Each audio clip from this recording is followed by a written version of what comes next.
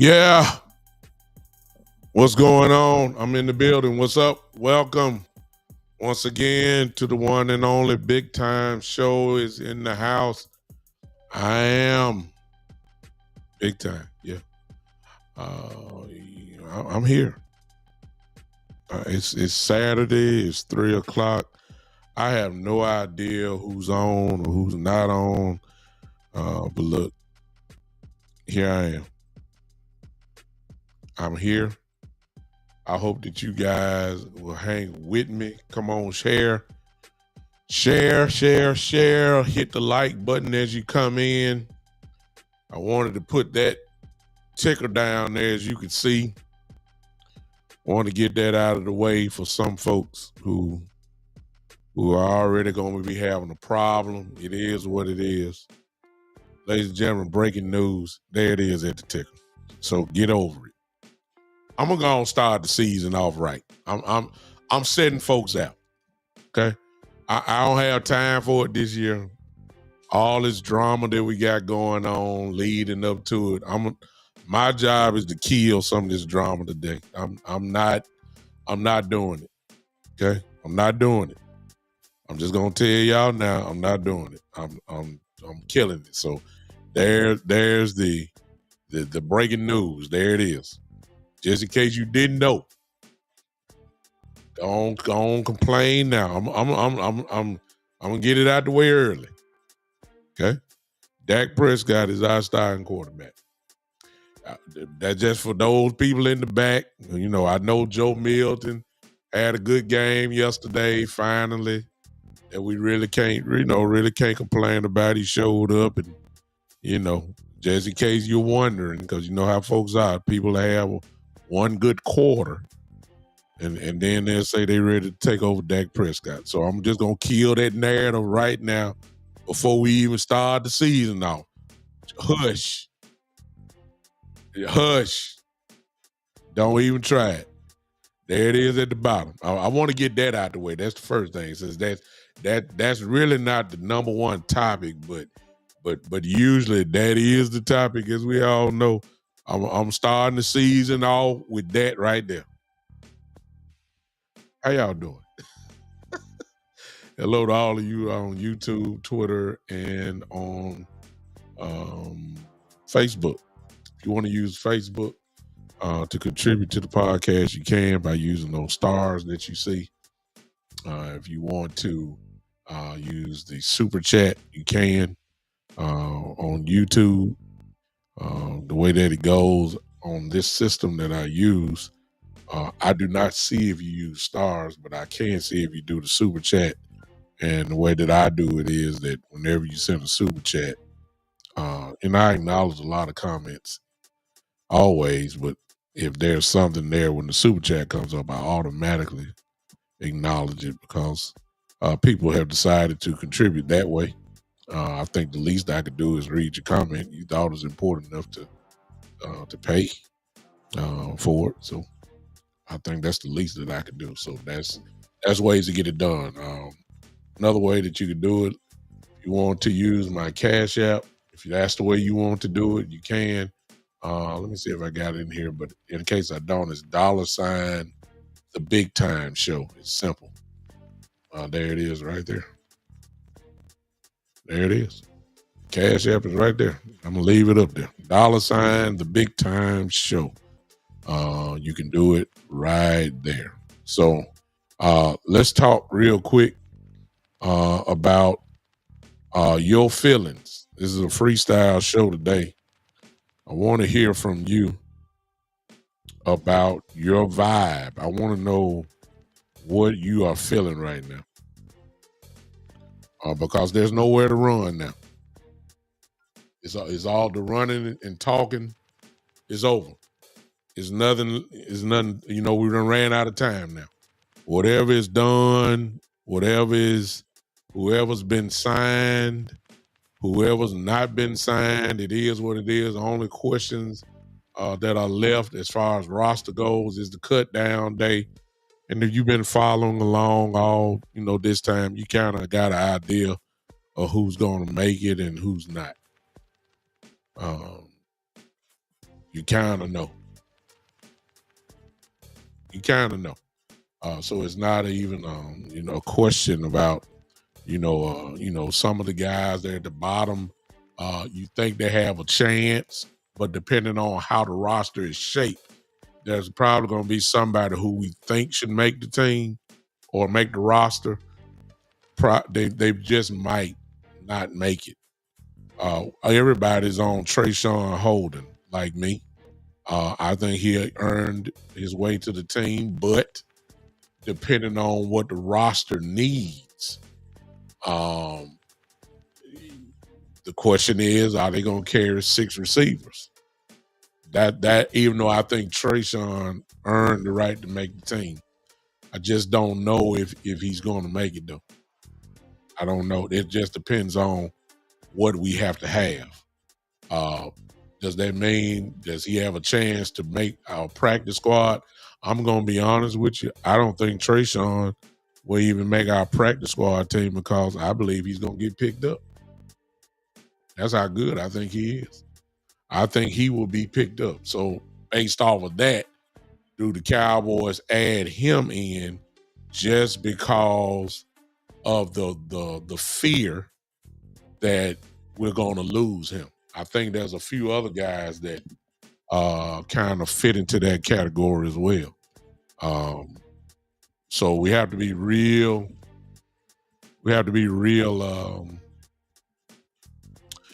attentive to what is getting ready to happen with the cut line. But other than that, ladies and gentlemen, listen, September 4th will be here before you know it. It's no question. It's no question. It is what it is. We cannot. We can't avoid it now. Philadelphia is here. Let me speak to everybody before I get on my tirade. I just want to know what your vibe is so far. Let's see here. Daryl Brownlee, what's up? Shane, how you doing? Sports Clips, hello. 2-time. I hear you. Al Logan, how you doing, sir? Joe, what is? What's up? Mitchell White, how you doing? Appreciate you popping in. Mitchell White comes in swinging the axe. Look what he asked y'all. Let me ask y'all before I read it. Y'all see it on the screen. Let me ask y'all this. It's a shame I got to say this, but here we go again. Doesn't his question sound so familiar? How many years in a row have we been asking what Mitchell just asked? I mean, how many years? We walking into the season, game 1, with the same question that we had 4-5 years ago. I couldn't have started this off no better than what Mitchell just asked. I could really just close the show out with that right there. Because I'm of the opinion, ladies and gentlemen, that it shouldn't have taken this long to figure it out. If you're telling me that I'm going into this season with essentially the same movie, and when I say the same movie, my same 2 guys are OC and Mozzie. I've already seen that movie. That's why we asking the question, what we gonna do at DT? Now, unless Mozzie has turned this thing completely around, unless OC is turned into Superman, we'll be asking the question. And it ain't gonna take long, y'all, because we're playing Philadelphia. And we all know they're gonna run the ball or try to run the ball on us. We're gonna find out real quick how good we are in stopping the run. Y'all, it ain't gonna take long. 1 week. 1 week. That Thursday night, we'll be asking, and you never know, from year to year, maybe the guys will grow. But I've seen the movie before. I got plenty of film on it, and I'm not confident. Let me just say that. Have they improved? I don't know. Look, I'm gonna be honest with you. Perrion Winfrey, the kid that we drafted from UCLA, Peyton Turner, Solomon Thomas.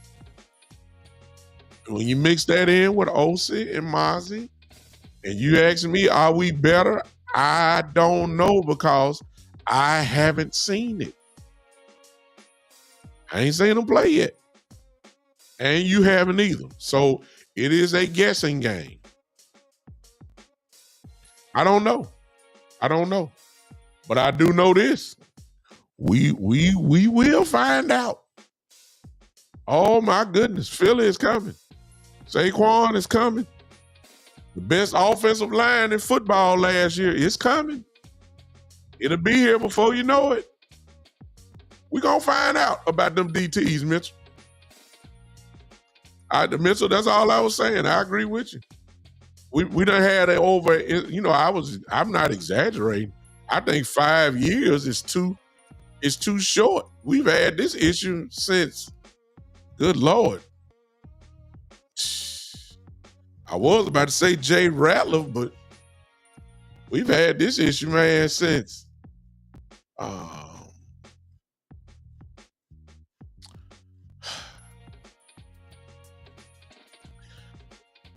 David Irvin, maybe.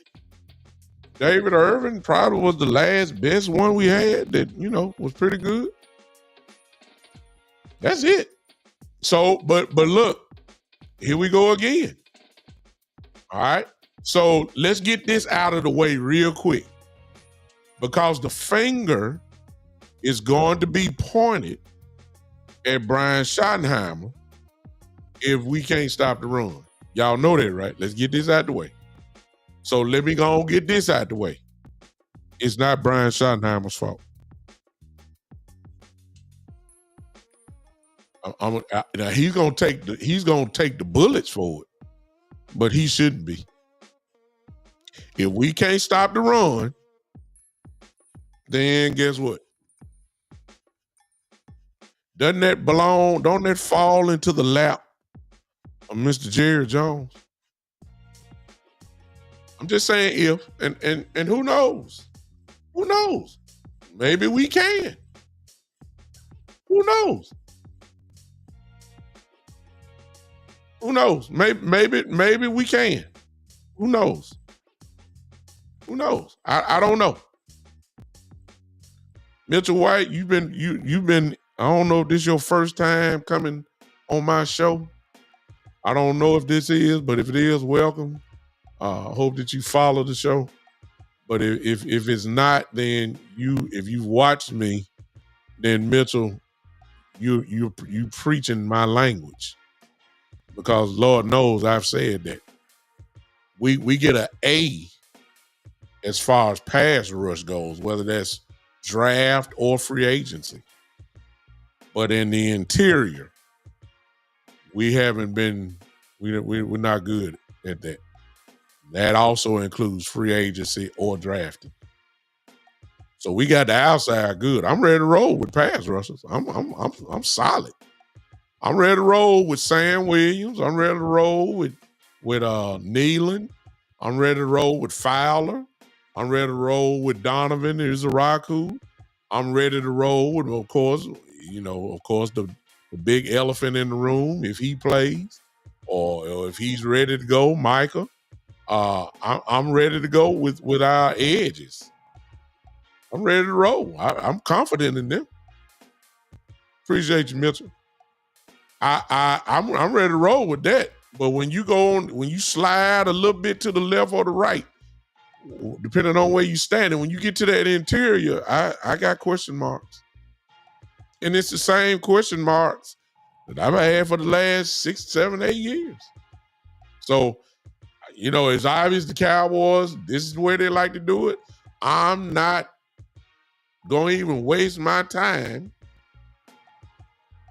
talking about the interior when the Cowboys front office have not done what they needed to do to really address the situation. Why should I talk about that? I mean, everybody knows, at least we're figuring, that we're still not good enough up the middle. Everybody's kind of figuring it. And we haven't seen it yet, in fairness. I haven't seen Solomon Thomas. I haven't seen Peyton Turner. I haven't seen, the kid from UCLA play in a regular season game. I haven't seen Osi and Mozzie pretty much do it together. Osi didn't play. Osi didn't play this preseason. I didn't see it. So I don't know, Osi. This could be a monster year for Osi. Who knows? Mozzie could come in and be a difference maker. I'm not talking about him doing sacks and all that, but just plugging up the middle, becoming a person that, don't get pushed back. Who knows? I don't know. And maybe that's what the Cowboys are thinking.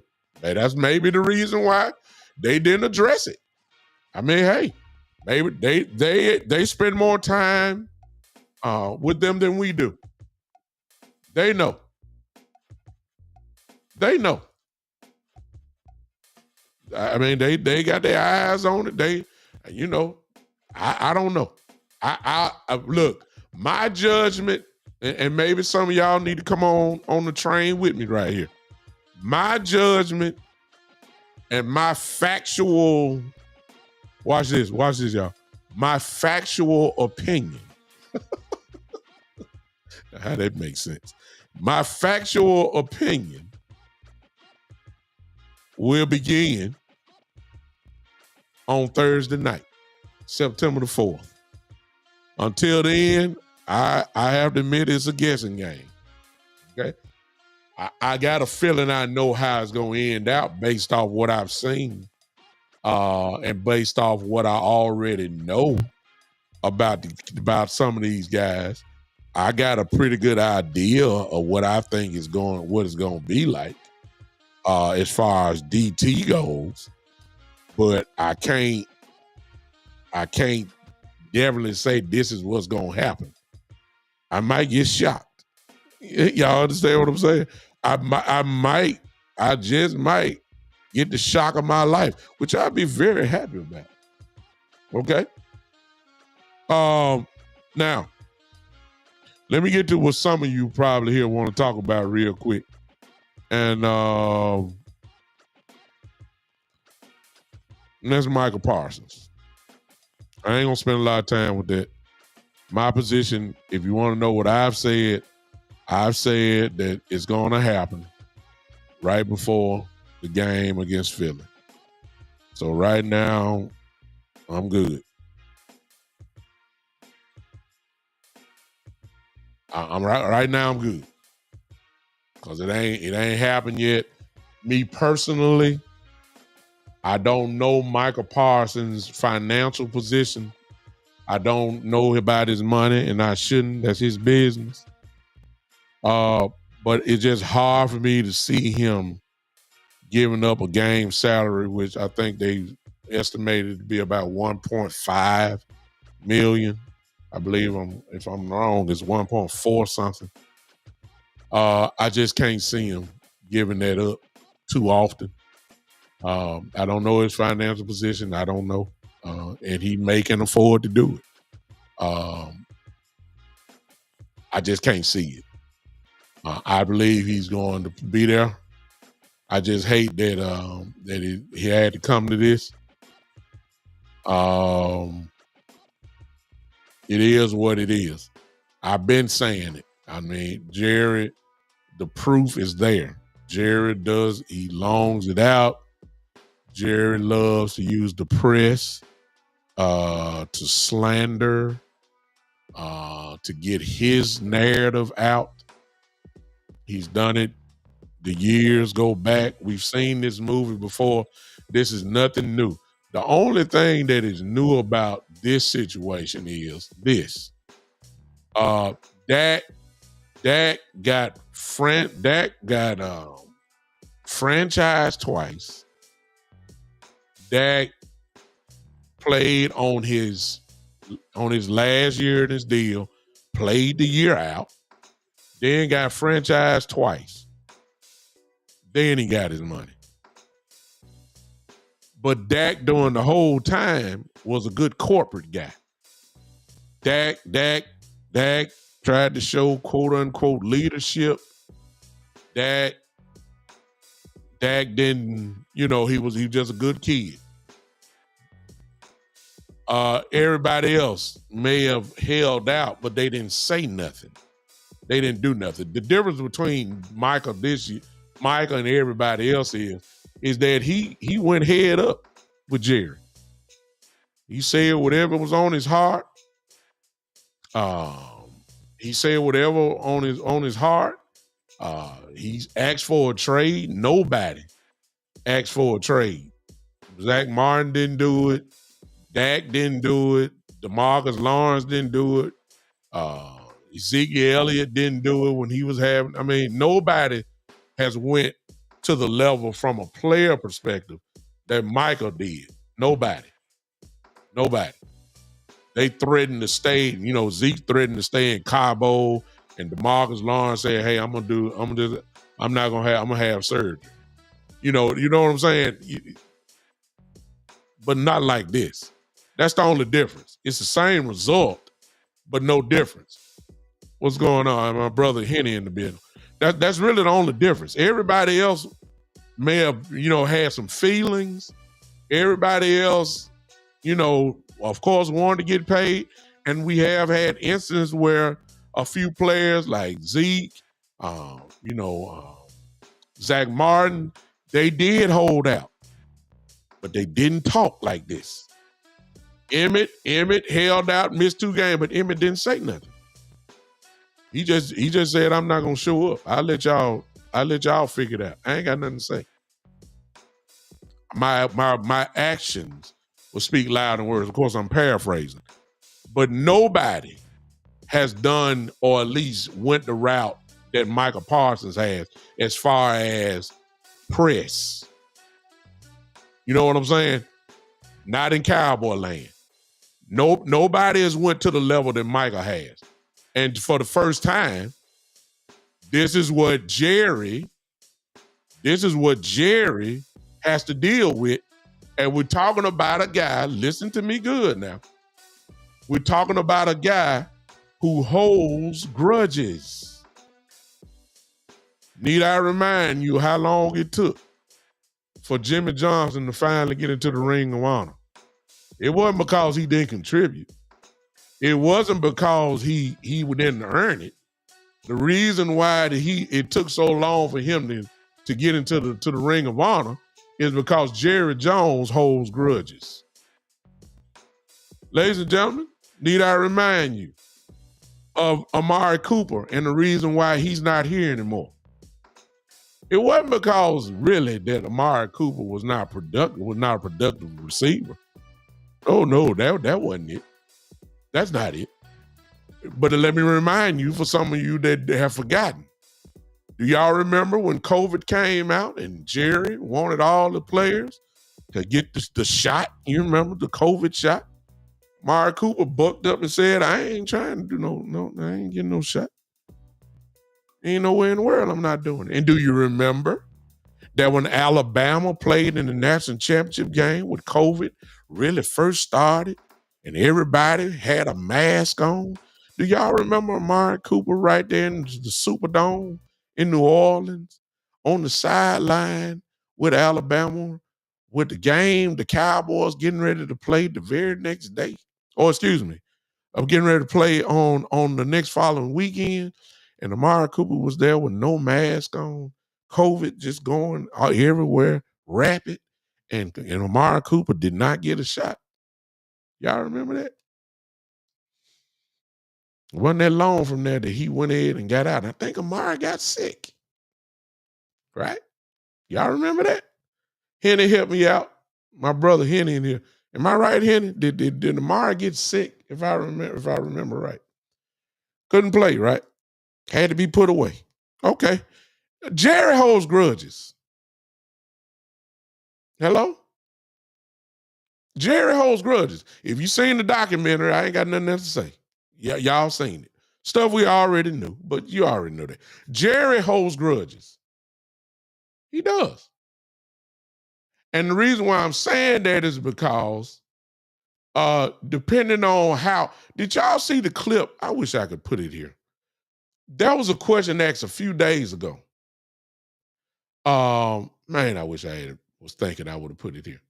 Somebody asked him, "What is holding you up from talking to the agent?" Jerry started to answer. Jerry answered the question. This is what Jerry did, and I'm not lying. I wish I had it here. Some of y'all seen it. They said, Jerry said, well, I nothing. That's what Jerry said. I'm gonna put it on the Big Time Show Facebook page so y'all can see it. That was his answer. What is holding you up from talking to the agent? He about to start with the BS type answer, but then he said, he paused. He said, nothing. The reason why it ain't been a call made. I wish y'all would help me type that in real quick. It's because he holds grudges. Ain't nothing. If I believe it's gonna happen this week, early next week, but it's nothing. I mean, he don't like it. He made it perfectly clear. If y'all didn't see the Stephen A. interviewing, then the day before, if you saw the Micah Irvin interview, it is obvious he wants to prove a point to this particular agent. I love the brother. Let me go ahead and show y'all something real quick. Not show you, but let me say this. I love his agent. He's my fraternity brother. He's a member of Kappa Alpha Psi Fraternity Incorporated. That don't mean nothing to y'all, but it means something to me. He's a noob. He represents a whole bunch of folks. And Jerry Jones, y'all look, see, one problem that we Cowboy fans have, I'm gonna get to the season in a minute. But see, I learned a long time ago. I'm a little bit older. Let me tell y'all this. So in order to really understand what's going on right quick, you have to go back with this particular agent. Just in case y'all don't know, this agent that is representing Micah Parsons is the same agent that represented Deshaun Watson. When Deshaun Watson got that incredible deal from the Cleveland Browns with all that guaranteed money paid, the owners essentially point to that contract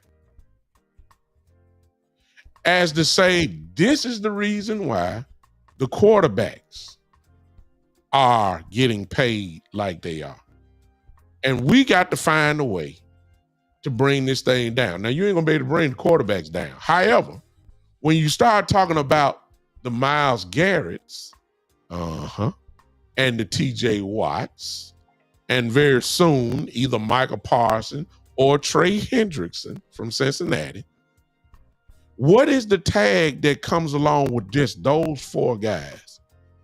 Here it is, the highest paid non-quarterback in the league. What does that salary dictate? 40, in this case, TJ Watt 41, whether it's Micah Parsons or Hendrickson, my guess that it would be above that. So we're getting close. We're getting close now to where a defensive player is going to get paid right at $45 million a year. Part of that is due to the Deshaun Watson thing as the foundation from where all the other quarterbacks now have gotten paid. And this is the agent, right? Well, you got a client that is going to be considered probably the highest paid guy, defensive player in the history of the NFL coming up. And you got the agent that set the standard with Deshaun Watson. And you got considered to be, or at least, I ain't gonna say the greatest owner, but I'm gonna say the most known, recognized owner in the league, who for many say he is the leader of the ownership of all the owners in the NFL. Okay? You don't think Jerry Jones want to put this dude in his place? You don't think Jerry Jones ain't saying, you ain't gonna do this to me? Now, you did that mess in Cleveland. You might do it somewhere else, but you ain't gonna get over on me. You need to be put in your place. Like everybody got to come to you and wait on, and everybody got to call you first like you raw. I'm goddamn Jerry Jones. I got him under contract. I sit right here and he'll play for that $24 million. You got me messed up. I'm Jerry goddamn Jones. See, you can't think rationally. You can't think rationally and put rational thoughts on an irrational situation. It makes no sense the way Jerry does business. Dak Prescott, CeeDee Lamb, etc., etc., etc. I'm telling you, you can't look at it like that. I believe Jerry. I believe you want to pay him. I believe what he said when he told Michael Irvin. He had when we had the negotiation, he was going to be paid the highest paid NFL defensive player in the history of the league. So we already know the money is there. We already know the money. He got no problem paying it. I just believe he want to put a few people in his place. And that's not good for business in football. It's really not. But I'm telling you, Jerry Jones holds grudges. He does. Y'all seen the documentary? Y'all see what y'all see. He holds it for a long time. It just don't stop. It don't stop. He held a grudge with Jimmy Johnson so long, he almost, he probably gonna, the pressure got too big for him. I'm gonna be honest with you, man. I believe Jerry gonna put Jim Johnson in if he had passed away. That's the way I feel about it. I'm sorry. I have no way of saying that. I know he came in, but it just didn't make sense anymore to keep Jimmy out of the ring on it. It just didn't. There was no way that you could just justify. All his players are in now. I mean, in the ring honor. Most of his players are in. How in the world you going to put them in and not put the coach who put them in there? I mean, Tom Landry in. You going to keep a man that won back-to-back Super Bowls out? I mean, come on now. Stop.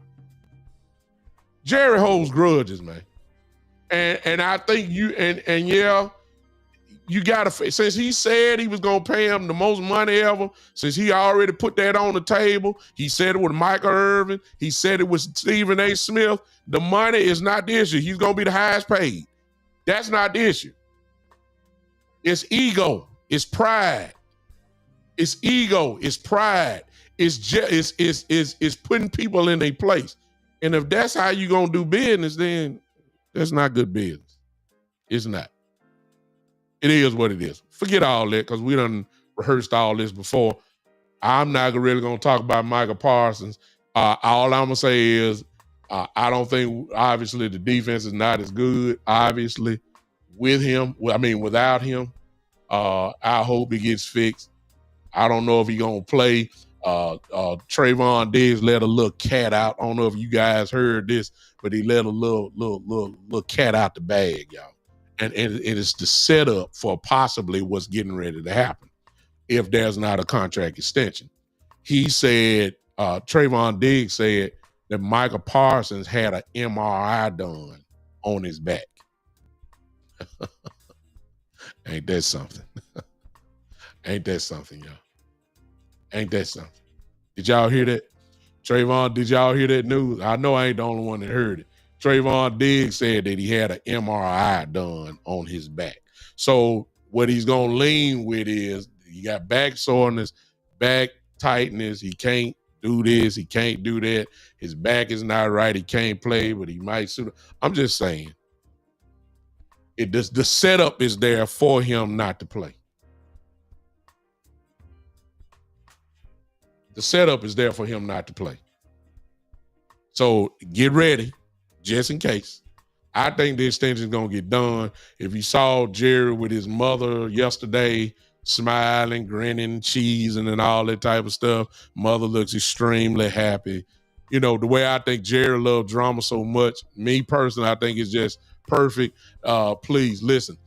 Jerry, it's not a coincidence that he went on to Micah Irvin one day and then went to Stephen A. the next day. And he gets the narrative out. He says the narrative. He gets to say what he has to say one last time. And then what is going to have everybody talking? Jerry signing Parsons to the extension. And then Jerry looks like the good guy. And he gets all the credit and everything else. This is what I think is going to happen. That's me. Y'all might think differently. And you may be right. I just think that's what's going to happen. All right. Now, forget Parsons. It's going to be what it's going to be. That's what I got to say about Parsons. We all know we need him. Hopefully, something will happen. Hopefully, if he plays on his last year of this deal, hopefully he'll play with like his head is on fire. I hope he plays pissed off. I hope he plays like a pure animal. It wouldn't be nothing new. He made Dak do it. Jerry made Dak do it twice. 3 times, actually. Last year of his deal, 2 franchise tags. So it ain't like Jerry won't do it now. And that was from the quarterback position. Come on now. We've seen this. We've seen it. So it ain't like he ain't gonna do it. Like, I'm just saying, I think Parsons, I'm telling you, Jerry holds grudges. Now and he's pissed off at somebody. Now, I think it's safe to assume that. And it may be a mixture of both. It might be a mixture, and he told you. See, Jerry, I think it's Parsons, y'all. Did y'all hear what he said? Listen to what he said now. He said Parsons, he said he already done all the talking, and I believe there was Jerry wouldn't put that all out there if it didn't happen. When he said, look, we had already had the deal made. We already had the money. He knew he was going to be the highest paid player, defensive player ever in the history of the NFL. You ain't y'all talking numbers. So I believe that, what Jerry said.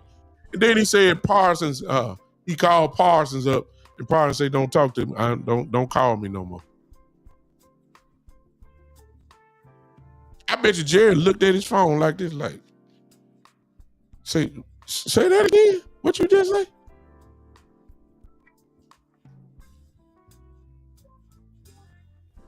So not only have the agent not got the call, I doubt Micah Parsons got the call.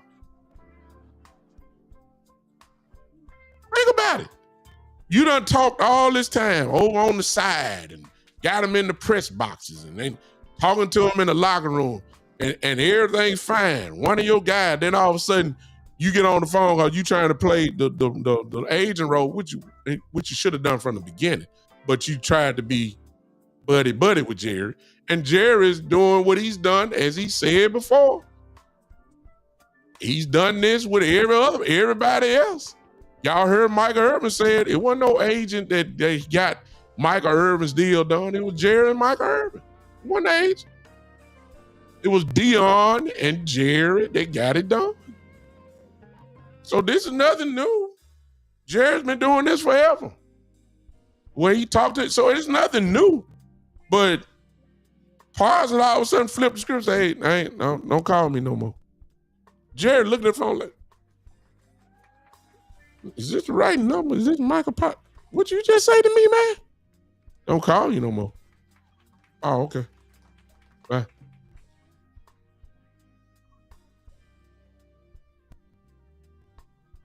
I think Jerry pissed off at Michael.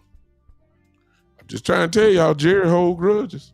So Jerry probably, look, I got too much pride. Jerry said it to Steve, and he said, man, I'm working on that. Y'all heard him? About that you holding on to stuff. Jerry said, I'm working on it. We all know he hold on to stuff. Look how long it took Jimmy Johnson to get in to the Ring of Honor. We know he hold on to stuff, and he said, hey, I'm still working on it. You look, at this point, you 80, 83, 84 years old, whatever you are. Whatever you are, that's what you are. You're too old now. Level don't change your spots. It's not going to happen. He holds grudges. And that's what you're seeing right now. It's nothing about the money. We all know Micah Parsons is supposed to get paid. It's nothing about that. It's just ego and pride now. That's what it's all about. And until somebody drop it, we'll be talking about this. They'll be talking about it week 1 against Philadelphia. I'm telling you now, it ain't pretty. Now, let's get to the season. All right. Really, we really can't talk about it, y'all, because we got to wait for the cut. Got to wait for the cuts.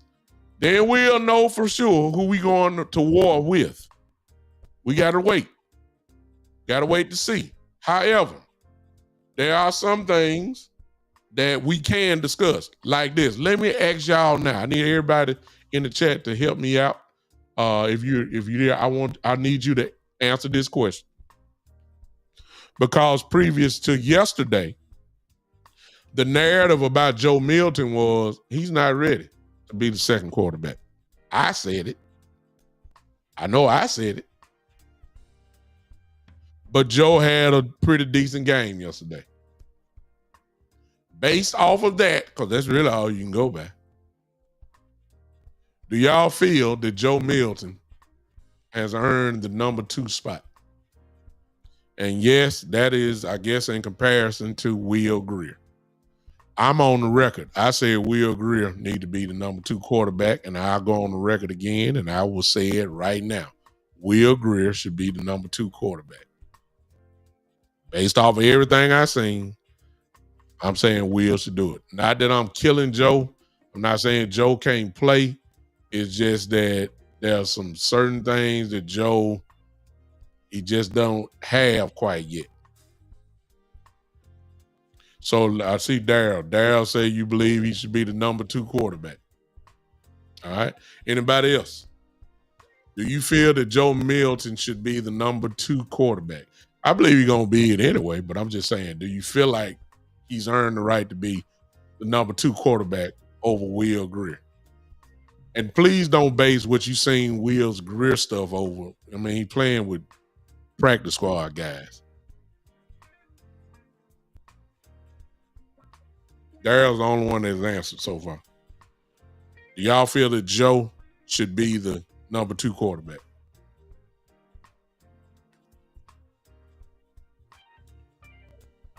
I don't. Daryl says yes.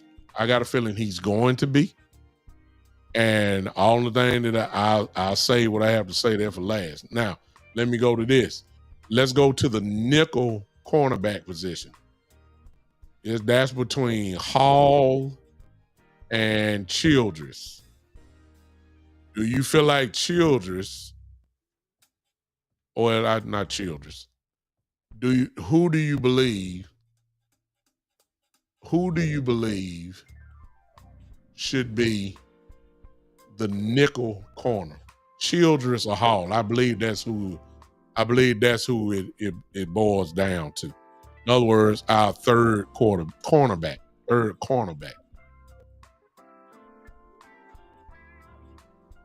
Al Logan says should do him. You know what? The Cleveland thing is going to be interesting. You know, because I just can't see them keeping 4 quarterbacks. And certainly if they cut Shador will not make it to their practice squad because somebody's going to pick him up without a doubt. So I don't know if Cleveland would decide to let him go. If Shador is still 4th on the depth chart and they're saying that they're not going to keep 4 quarterbacks, then somebody's going to get cut. And it ain't Deshaun Watson. They got to pay him. So, even though Sean ain't going to play at all, you know what I'm saying? So, it's going to be interesting. You say it's Childress. I think Childress should be. He reminds me of Jordan Lewis. He don't care nothing about his body. He will hit you, and he blitzes, and he can cover. He has the attitude that I think you need. I'm not saying Hall doesn't have it. I just like Childress better. I'm in agreement with you, Darryl. Leon says Will Grier. I agree. If Dak gets hurt and the keys to the kingdom gets turned over to Joe Milton, I'm not confident. I don't care how strong his arm is. I could care less. I'm not confident in it. I'm not. That's me. Y'all might be. I'm not.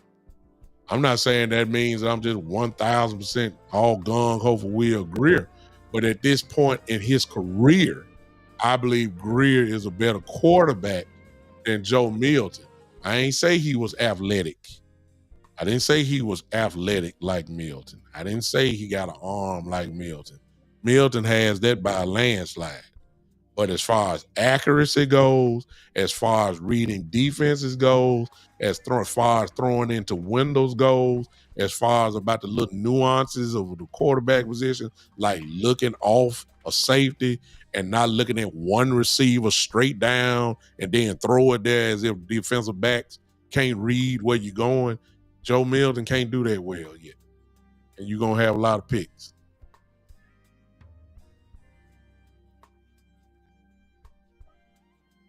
Marlon says Watson actually makes 4 quarterbacks.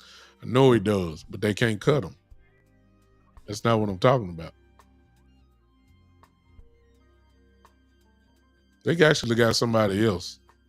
The Cleveland Browns have said, now I don't know if they changed it, they said that they're not going to carry 4 quarterbacks. And if you cut Shador, he will not make it back to you if you're talking about him being on a practice squad. Somebody is going to pick Shador up quickly. See? That's right. That's 5 then, Martin. You said 4. Exactly. Watson would make it. So there's your cut line there. You know, I just put that up. Shador, it's just going to be interesting to see how Cleveland does this. Because it's going to be real interesting. They're not going to cut Joe. Joe is their starter. They've invested a draft pick into Pickett. Pickett is not going to get cut. Deshaun can't get cut. It kill him. You know, it'll kill him as far as paying salary goes. So then it comes between Houston, the kid from Oregon, and Shador Sanders. If they, you know, they ain't carrying 5 quarterbacks. Now, come on now, they're not doing it. Somebody ain't gonna make it. Somebody's not gonna make it from Cleveland. Somebody's not gonna make it. And I got a feeling that Shador, not because he can't play. That's not the issue at all. It's just that they know, nah, Leon, no sir, Flacco ain't going nowhere. Flacco may get benched by week 5, but he ain't gonna be released. No sir. He might get benched, but he won't be released. They need Flacco in that room to teach them guys how to be a pro. And this dude is a Super Bowl champion. Been on great teams. He can teach them, even if that means he's not teaching by example by starting. He can teach them. He can teach them in the film room. He can teach them, in the quarterback room. He can teach them on the field. I mean, that's a valuable resource that you need for all those young quarterbacks that you have. He ain't going nowhere. No, sir. If the Cleveland Browns did that, that'd just be flat out stupid. But I think that is between the kid from Oregon and Shador, and I just think that the owner didn't want him anyway. I wouldn't be surprised if Shador is cut, which then that's going to be a whole new NFL story within itself. Because I mean, if you pick Shador up, I mean, you picked up a gamer, and yeah, if the opportunity presents itself that the Cowboys could get in that, I would love Shador because he's better than Joe Milton right now. Some of y'all gonna say he's better than Dak. I already know that. I already know how y'all are. I already know. Y'all will say that. And it will fit Jerry's persona as entertainment. And it will fit Jerry's everything. If the Cowboys were to pick him up, can you imagine the press that would happen? Can you imagine Deion Sanders if his son came to Dallas? Oh my God. Oh my God. I'm just playing hypothetical here.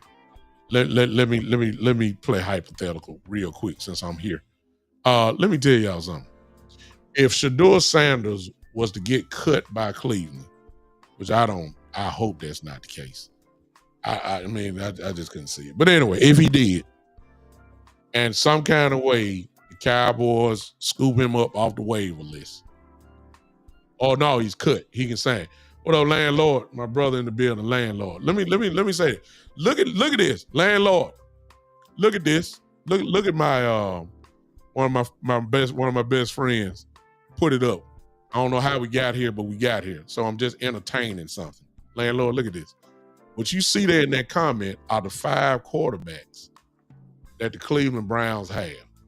Cleveland Browns said that they will not be carrying 4 quarterbacks in the season. Okay. Based off that, everybody get in this. Y'all see the list there. Deshaun is not going anywhere. It would kill them in the salary cap if they did that, if they cut him. So you can forget that if they would have done that, they would have cut Deshaun a long time ago.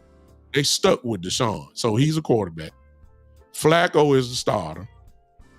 Pickett they traded, and they traded a pick or two for him, so they invested in him. Pickett is not going anywhere. So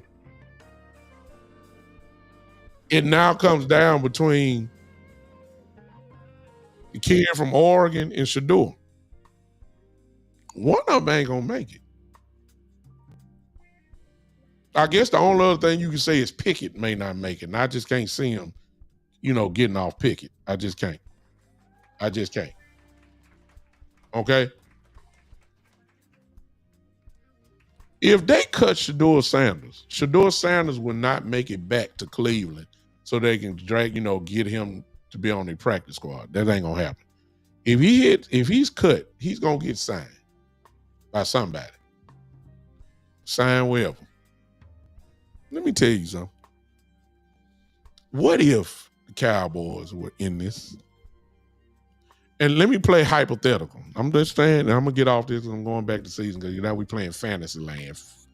I don't do all that, but I'm doing it just for the entertainment. If Shedeur Sanders some kind of way is available and Jerry get him, ladies and gentlemen, Deion Sanders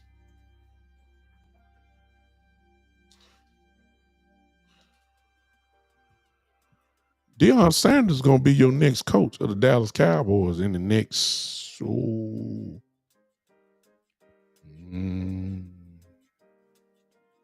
years. I mean, look at this. Wouldn't that fall right into something Jerry Jones would love? If Shedeur gets cut by Cleveland in some kind of way he go get some, wouldn't that be press? I mean, can you imagine Shedeur Sanders coming to Dallas? Even if he bagging up Dak. I mean, can you imagine that? And then can you imagine the very first question in Colorado and they ask him, Deion Sanders, about his son in Dallas?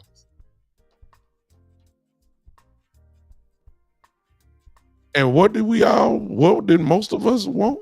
Didn't we want Deion as our coach before Schottenheimer got hired? I'm just saying. What is the only thing that would get Deion out of college? What did Deion say? Oh, okay. Anyway, that's fantasy land. Let me stop. Okay, I'm getting off that. Okay, forget all that. Now, let's talk about this trade packages that we keep hearing about. Michael, real quick, because I saw somebody put it up there. Jerry holds grudges, y'all. Jerry ain't gonna give Michael what he wants. Huh? Why are we even entertaining that? He already told you the game plan. You either gonna play with Dallas for the next 3 years, or your prime is gonna be gone with your lip poked out on the sideline, because we gonna franchise you after this year. And then after that year, I ain't got to make no deal with you. I'm just gonna franchise you again. I don't care nothing about the salary cap. I'm just saying. So Jerry's not gonna, and it's gonna have to be a crazy trade. So y'all talking about 2 firsts, 1 second. That ain't good enough. This ain't. It's going to get that type of player. You gonna have to get. You gonna do something like Herschel Walker did, and nobody ain't gonna do that no more. He ain't going nowhere. I ain't got time to get him. If you get 2 first-round picks, you get a first-round pick, whoever you get, even if you got a top 5 pick, is that person gonna be good as Micah Parsons? No. I don't care who it is. If you get 2 first round, you get to keep your first round pick. You get 2 picks in the first round. Either one of those picks, would they be good as Micah Parsons? No.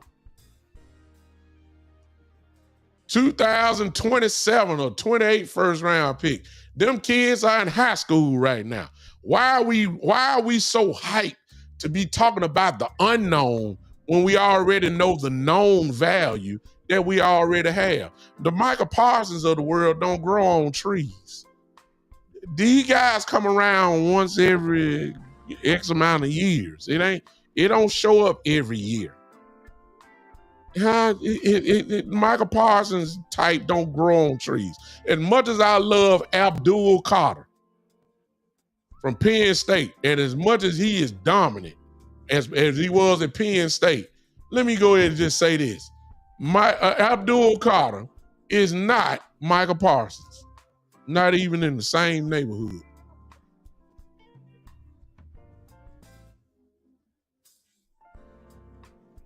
I don't care what y'all say. Y'all know it. He's a freak. Micah Parsons is a freak. Freak of nature type dude. Y'all know that. Why are we so excited about draft picks? That's because y'all love the draft. Y'all love doing the mock drafts. Y'all love doing man, please. Do all that with somebody else. Not this dude. It's Micah Parsons. Ain't but one. It's only one of him.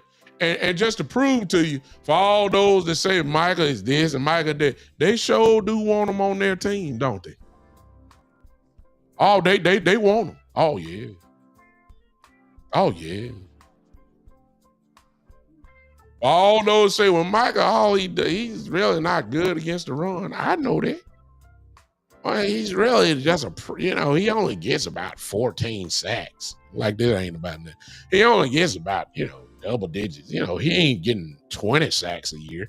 He's not all that. I mean, but he ain't got it every year. Been all pro every year except the year he was hurt. I mean, come on now. Dude already on a Hall of Fame type trajectory already. Come on now. Let's not act like he ain't that dude. Let's stop it. And I don't care what draft pick you get. Now, if you're telling me I'm trading Micah Parsons, if you're telling me I get a first round pick or a second round pick and I get Myles Garrett, okay, now we can talk. Cause see, I gotta have something that's equivalent to Micah Parsons. That I don't want no picks. I want a player. If you tell me that you give me your first round pick, New York Giants, and Abdul Carter, I'm not taking the trade. I don't care what y'all say. I'm telling you what I wouldn't do. He ain't on the level of Micah Parsons. Ladies and gentlemen, for me, I ain't trading for draft picks. I don't care how many you get. Draft picks ain't about nothing. Some of these guys need I remind you some of the stuff y'all say about Martin Smith, who was drafted in the first round? Need I remind y'all of that? Y'all see how bad y'all talk about Martin? So that tells you right there, just because you get a first round draft pick, that don't mean that it's gonna be great. It don't mean nothing.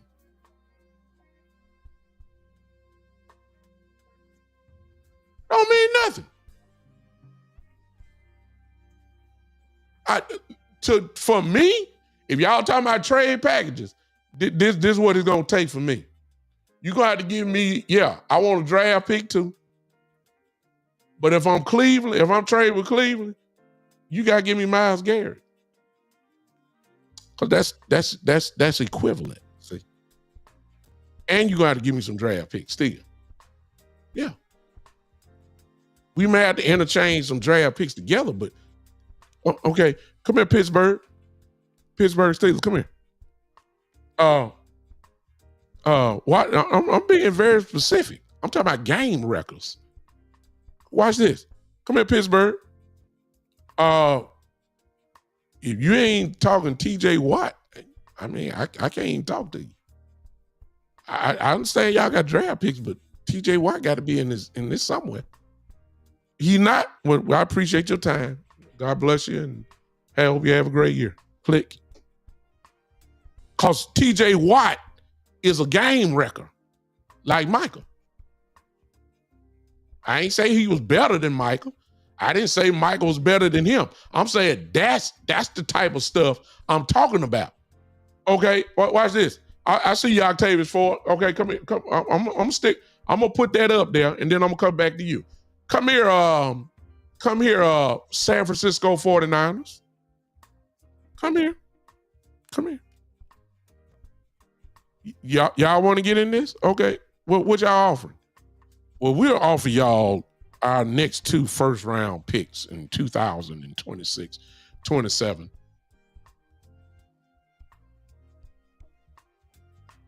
Is that all? You through talking? I thought it was a comma behind it. Is that a period?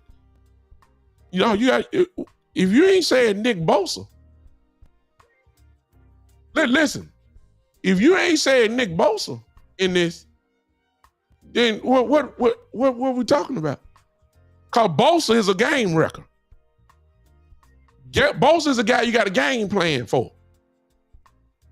Bosa is a guy you can't go one-on-one with. Come here, Raiders. Come here. We know y'all got draft picks. Shoot, y'all can't win nothing. Tom Brady up there. Mr. Brady, come sit down in my chair, sir. Mr. Brady, we know you're great, and we know you know how it is. But Leon, and I'm gonna let you hold on to that. You say Micah's real good, but not great. But I trading draft picks ain't not good enough. I need a player because I'm trying to win now. I need a player that's going to be a difference maker because I'm giving you a difference maker. You got to give your difference maker up to me. The advantage I got is my difference maker is young. He's 23, 24 years old, whatever he is, 24, 25. He's going to be younger than all these guys. I got to have my difference maker back. Come here, Raiders.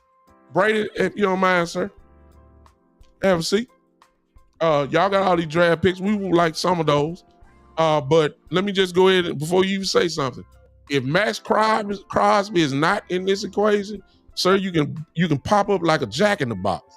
Pop your good looking, take all your rings with you. We know you're gonna get a gold jacket, and you can go on surf on the ocean somewhere. Gone, bye.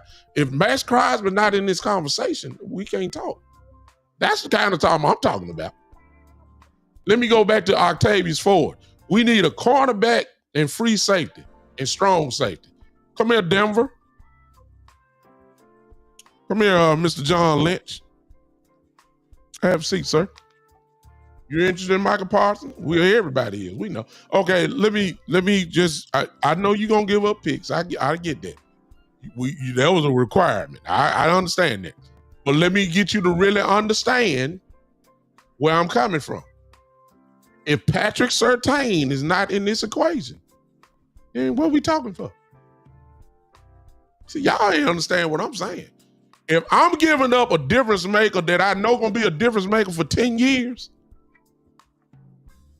then we can't talk. We ain't nothing to talk about.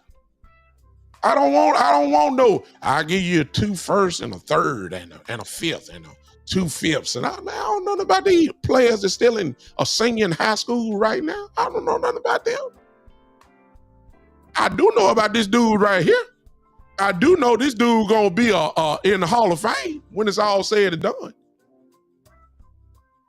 I do know this is an all-pro player in Micah Parsons that y'all gonna be getting. I gotta have it back. I'm sorry. We can interchange fifth picks. Y'all can have ours. We'll take y'all's. But Patrick Surtain got to be in this. That's a difference maker. Y'all ain't feeling me. Y'all not feeling me. I'm just Danks. I know he wouldn't. I'm just telling you what it takes for me. If I'm giving you a difference maker, you got to give it back to me. And talking about 2 first-round picks, that's for the mock draft geeks. I'm trying to win. And 2 first-round picks, 3 first-round picks don't guarantee that we're back. No, it don't. It don't mean nothing. It just means you got a couple first-round picks and you probably going to get a good player. But are they going to be as good as Micah Parsons? Because he's a difference maker. No, we ain't forget the trade packages. If y'all not talking about player for player, at least with some of these guys, I'm not even picking up the phone. Please understand me. Now that's me. I'm just saying. All right. Exactly, Terry. Thank you for the super chat there. Terry, the super chat said, Raiders, I want Crosby, your running back, T, and your eye patch. Yeah, exactly. I want all. See, if you're going to get Micah Parsons, I got to strip you. I can't let you get Micah Parsons and keep Max Crosby on the same team. I can't let you keep Genty. Huh?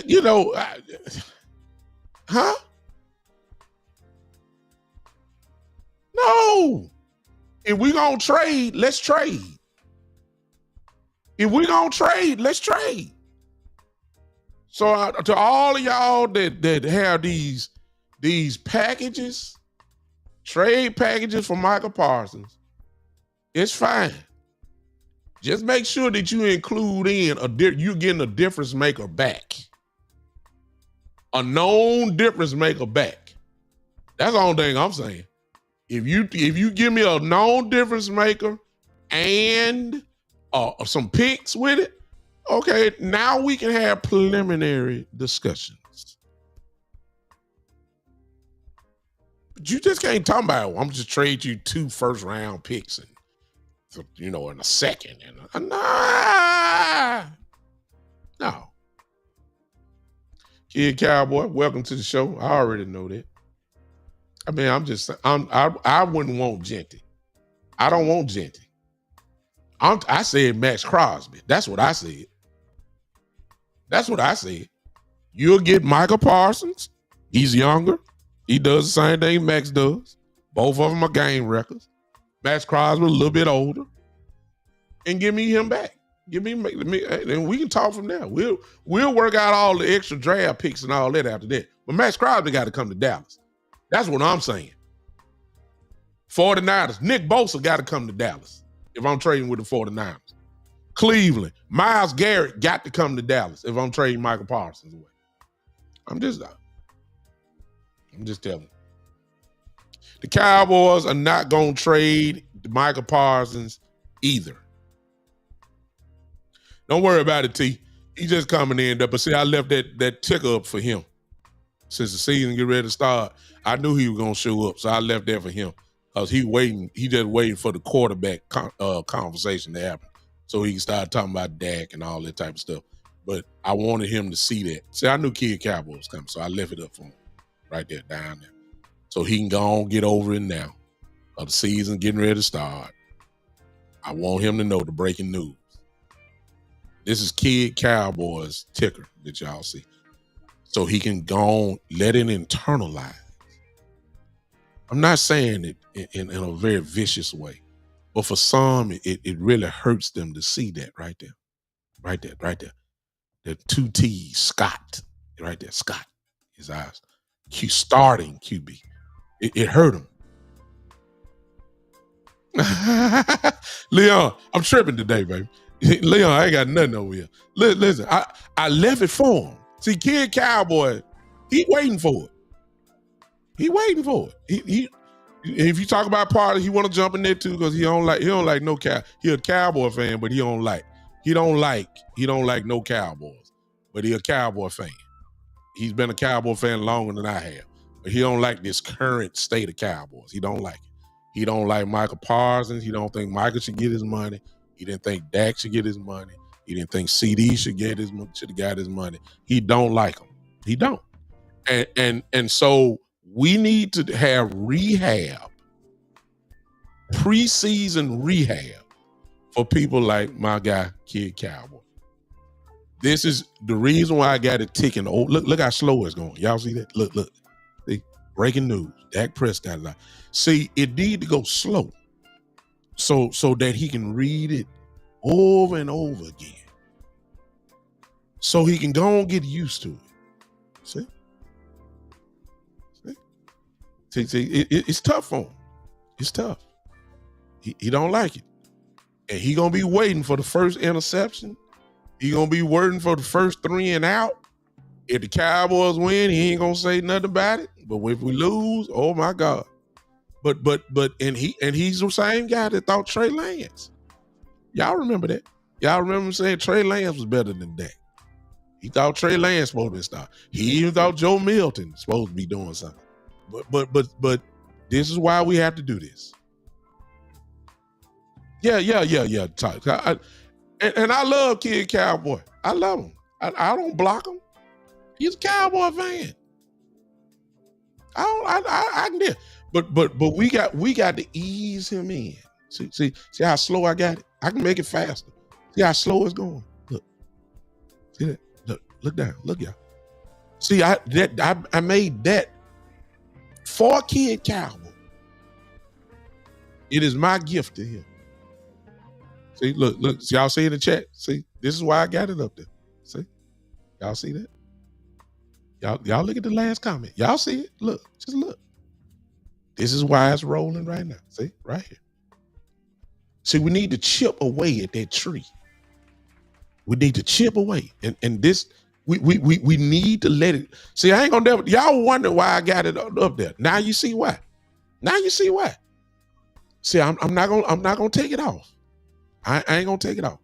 All y'all listen here. I got this for people just like Kid Cowboy. Season ain't even started. He already killed him. Look, he say he can't run. Folk can't run. Listen to him. He needs help getting off the turf. Ain't took the first snap yet. He already see? Man in the best shape of his life. Ain't threw a ball. Got some help. Got a lot of help. Got a lot of help. Ain't threw one pass yet. And Kid Cowboy already saying what he can't do. See? Just look at him. Look, just read. But I'm gonna get off that. Now, let's talk real quick. That's really all I got to say about the trade packages. Y'all gotta upgrade your trade packages if y'all talking about getting rid of Parsons, at least from my view. 2 first-round picks and 2 second-round picks, that ain't good enough for me. That's not good enough. It might be good enough for you. And those of you that love the draft and scouting and all that, then that would be your dream to get 2, 3 first-round picks and all that. Y'all can have it. A player like Parsons, I gotta have equal value. I gotta have it. Now, I'm gonna say this because I said it before. I like to salute Coach Brian Schottenheimer. From the time that he got hired up until yesterday, overall, I think he's done a fabulous job. I have. He's a magician with the press. He's authentic, or he comes across as being authentic. We can't question his style yet because he hadn't coached yet, but we have a track record of what he does as an offensive coordinator. He's physical. He runs the football. He does. That's what his track record says. We can't judge that yet because we haven't seen one snap yet. And we really can't judge it off one game. We're gonna have to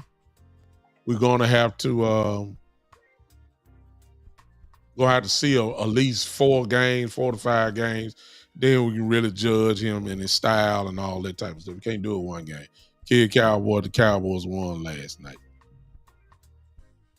See, if you're gonna put it out there, you gotta put it out there, Cowboy. You gotta put it out there right. Cowboys won last night. Or did I misread you? I don't know. But anyway, I salute Coach Schottenheimer. I look forward to hearing him talk. I do. I think he has the right message. I love the way so far. I love the energy that he has. It seems to be contagious. I like all that. However,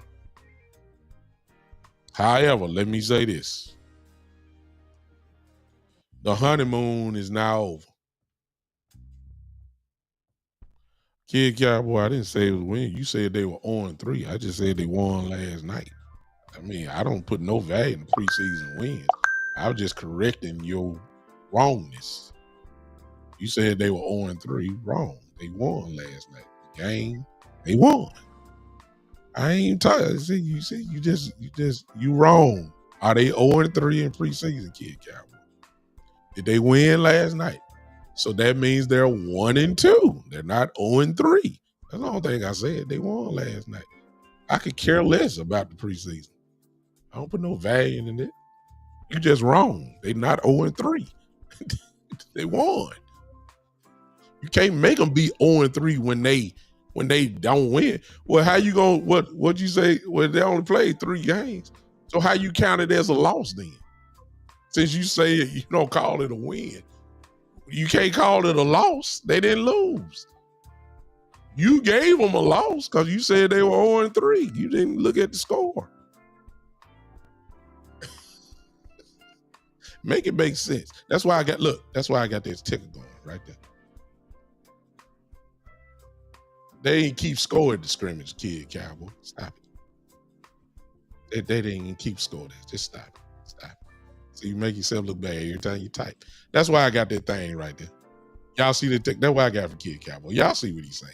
Let me get on. I applaud Schottenheimer. But the honeymoon is over now. And now, beginning on September the 4th, he now has to take the bullets for everybody. And when I say everybody, I mean everybody. He's going to take the bullets for Jerry Jones. Because see, when the Cowboys can't stop the run, they're going to be asking Schottenheimer why. He's going to get the blame now. And yeah, those bullets really deserve to be intended for Jerry Jones and Steven. However, Brian is going to get it. They're going to question all his play calls. The honeymoon is over. The training wheels are now off. And we finna find out. And look, I gave him from when he was hired up until yesterday at his press conference. I saluted him. Today, I am officially a blank sheet of paper. Because now I'm just like my brother boss show me. He gonna have to show me now. I heard what he said. I heard about his style. I heard about how he want to be physical. I heard about how he want to run the ball. I heard about all this. And now you got to show me. I hope I'm wrong, y'all. But let me tell you what I think gonna happen. I believe that Brian Schottenheimer is going to do the same exact thing that Mike McCarthy did. I said it when Pickens got traded for. It's kind of common sense. When you go get a George Pickens and you add him to a CeeDee Lamb and a Jake Ferguson, that officially becomes the strength of your offense. It's not the running game. There's nowhere in the world that's the strength. So I'm just I hope I'm wrong, but I believe that is gonna be passing the ball a whole lot this year.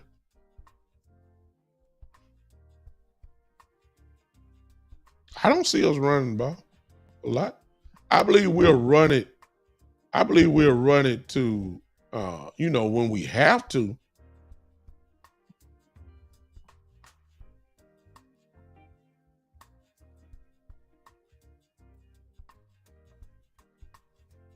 But I don't see us.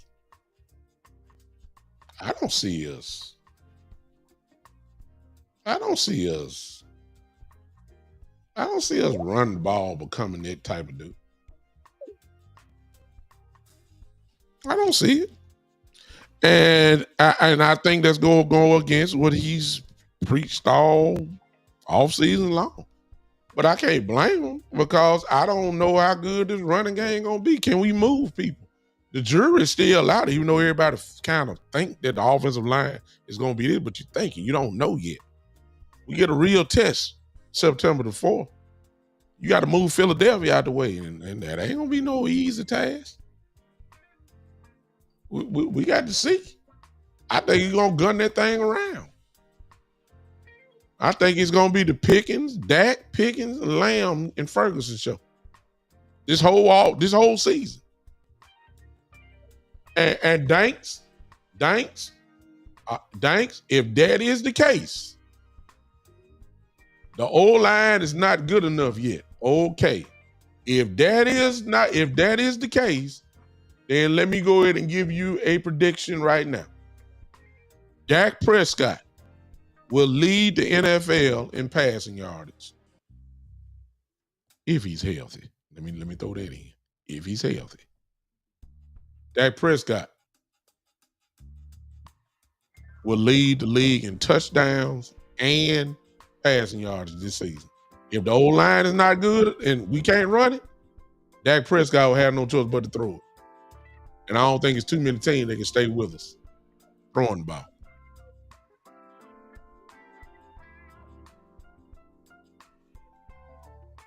I agree 1,000,000% with you, Leon.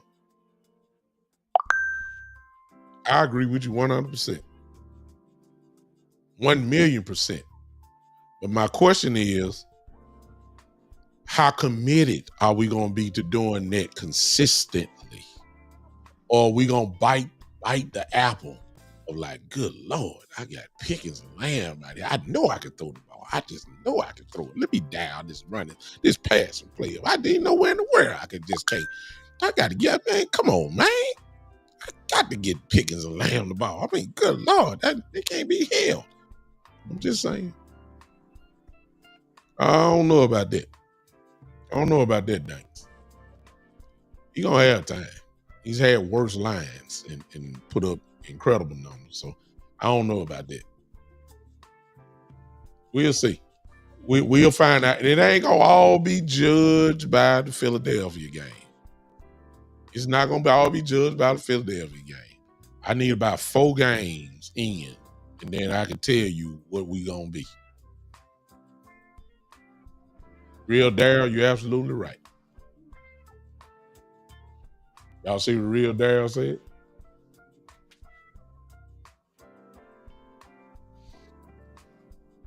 That's the physicalness that Schottenheimer's been preaching. What Daryl just said there, the real Daryl.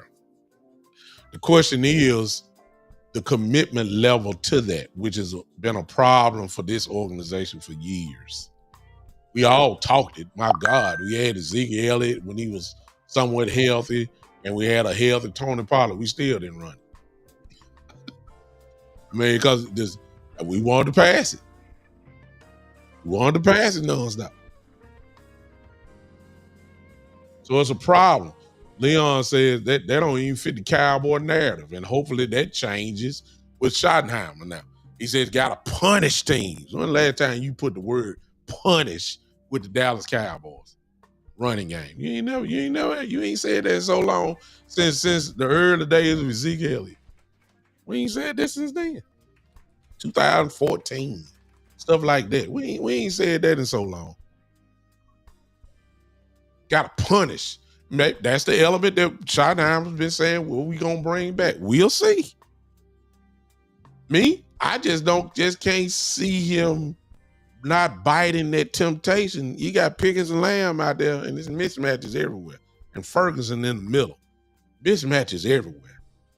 You got a black back coming out. If it's blue, he can catch the back ball out the backfield. I mean, whatever. It's just hard for me to. You got Turpin, throw Turpin in there as a receiver. It's just hard for me to believe that we just gonna be a punishing. It just. I hope I'm right. I just can't see it. I mean, if I was coaching, look, I ain't trying to say it's any coach. I mean, I ain't saying it's on there, but I'm saying, like, I wish the Cincinnati Bengals would talk about we just gonna punish people running. I mean, you got Chase and T. Higgins and Joe Burrow.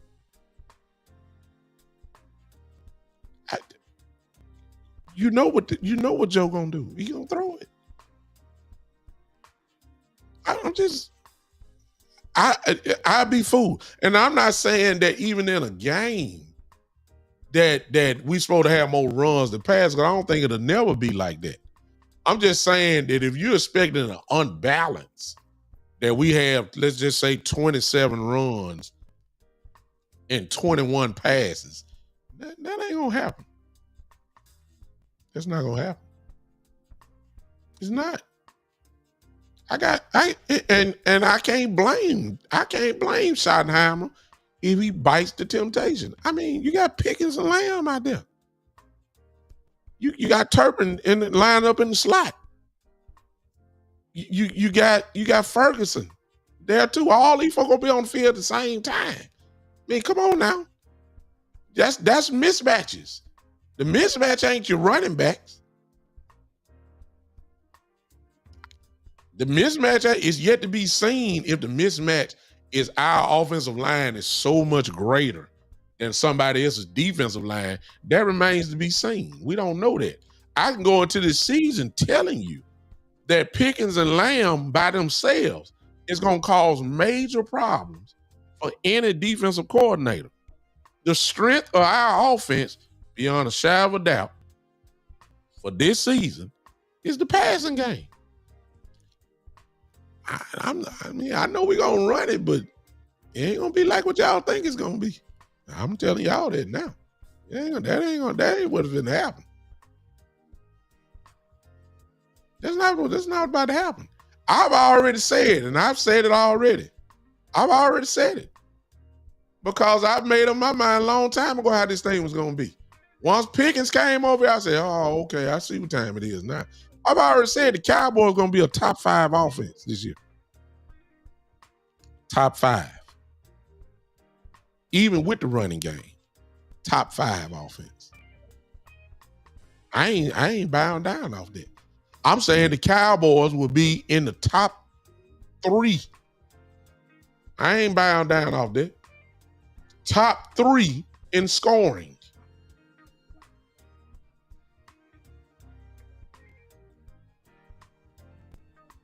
That's how much confidence I got in the even if we ain't running the ball like crazy. I'm telling y'all. I got the Cowboys as a top 3 scoring team in this league this year. I do. I do. Just me watching football, kid Cowboy, and knowing personnel and knowing how much of a problem that's going to be for defensive coordinators. And the only way that this doesn't happen is unless your quarterback is horrible. Now, if I'm playing defense, if I'm a defensive coordinator, here we go. This is the only way that I'm going to play the Dallas Cowboys. I'm not never playing. It's going to be very rare when I go man to man, and I'm never playing a single high. I'm not giving Dak Prescott that look because he knows one-on-one everywhere. He can pick and choose who the mismatch is and go. I'm not never giving Dak that look. I got to make it hard for him. I'm lining up with two shell high look. In other words, two safeties back because I'm not trying to get beat over the top. I'm trying to keep everything underneath. In other words, I'm trying to zone them up. I'm trying to make them throw in windows. And I'm figuring that Dak Prescott is going to give me a few of those. That's how you're going to have to beat me. So they're going to have to beat me with slants, which is what the Cowboys do, of course. They're going to have to beat me with the little comeback routes, which is what the Cowboys do, of course. They're going to have to do that. But I'm never going to be single high, and I'm rarely going man to man. Now, what would that do? Y'all, since y'all football people, y'all know what that means. Okay, here we go. That means that if I'm running two safeties high, that means there's not a big box. It's a light box, which means you ought to be able to run the ball. It ain't going to be no 8-man box. It's going to be a man-on-man box. I don't believe in your running backs, and I'm going to lay back. I'm not going to let your receivers and tight ends beat me. I'm going to let your running back, your running back going to have to gut me, and I don't think y'all can do it. That's as a defensive coordinator, that's how I'm going to play the Cowboys this year. And so for those that say we're going to run it, then they will have their opportunity. If they play defense like the way I'm saying it, they will have their opportunity to get it done. Because it won't be no loaded box.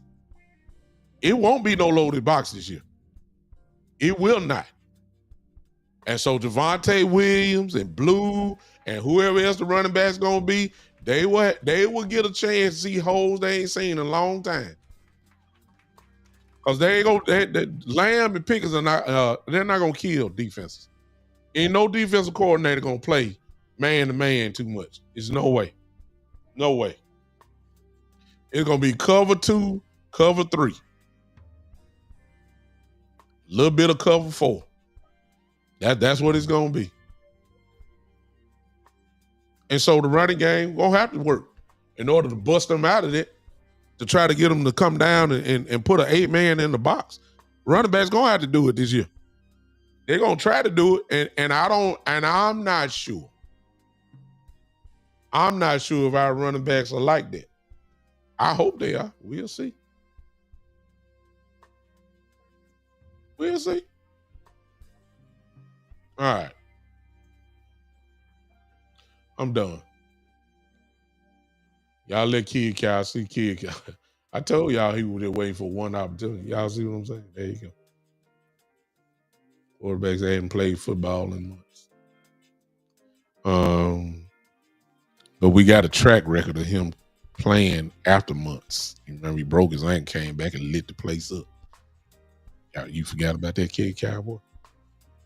So, you know. We ain't talking about a quarterback that hadn't done it before. So let's stop.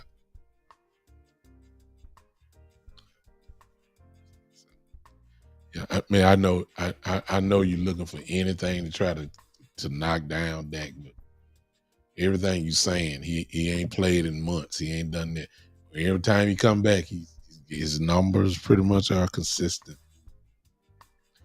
And I ain't got to bore you with that. You look it up for yourself, and you look and see what his numbers are.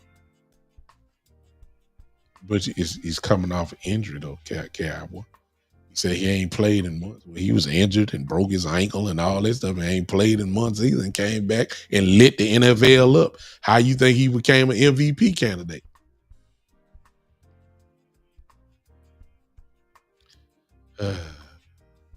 Yeah, like the man done fell off a cliff. Hate on Kid Cowboy. Donald, the way that they have it listed as far as depth chart, or at least the consistent depth chart, it's been Javonte Williams. Javonte Williams was listed as the number one running back the last few weeks. And we haven't seen him run. So there you go. Might be here. Kid Cowboy, you just talking, son. So you putting out false narrative. You probably need to go back and look at that vote. Come back and holler at me real quick once you do that. See if he had more than one vote. I mean, I already know the answer, but you probably need to check it out. It is what it is. So we're locked in. We on the Philly now. I'm excited. I'm just glad football is here. Real ball. Football is here. The season begins. Once they do this little cut, it goes down. The season starts. It's showtime now. West Philly with the Stephen A. Smith rhetoric. Here he goes. Cowboys are an accident waiting to happen. They look to their leader, Stephen A., for their latest Cowboy pops. I understand that. And here's the funny part about it is some of the stuff what Stephen A. says is true. He said an accident waiting to happen. Hey, something always happens. I can't argue with it. Yeah, talking about Terry. Yeah, Kid Cowboy. He just right there. So he just a hater, man. Just pure hate. That's why I got Terry. That's why I got that floating right there. Y'all see, it's right there at the bottom. That was for Kid Cowboy because it hurts. It hurts him.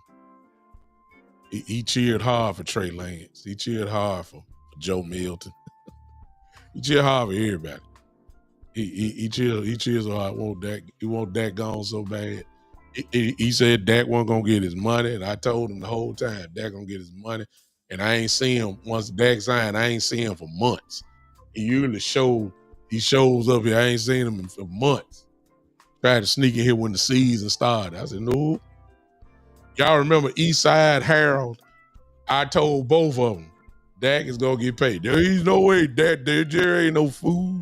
He ain't gonna pay him. He ain't worth the money. I don't know where Eastside is, man.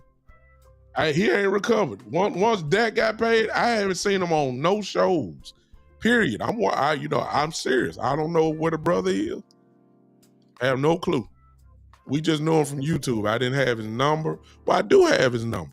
I'm gonna text him. I ain't seen him. You know he loved being a troll, like Kid Cowboy. He really is a troll. See? And I don't know. I don't know what Eastside is, man. I have no clue. He usually would show up in everybody's shows. I never watched no Houston, Texas show. Always watching Cowboy stuff and trolling. That's what he do. Y'all know I'm telling you. Y'all remember. I'm going to text him whatever number that was he used to call me from. I'm going to text him right now because I'll forget.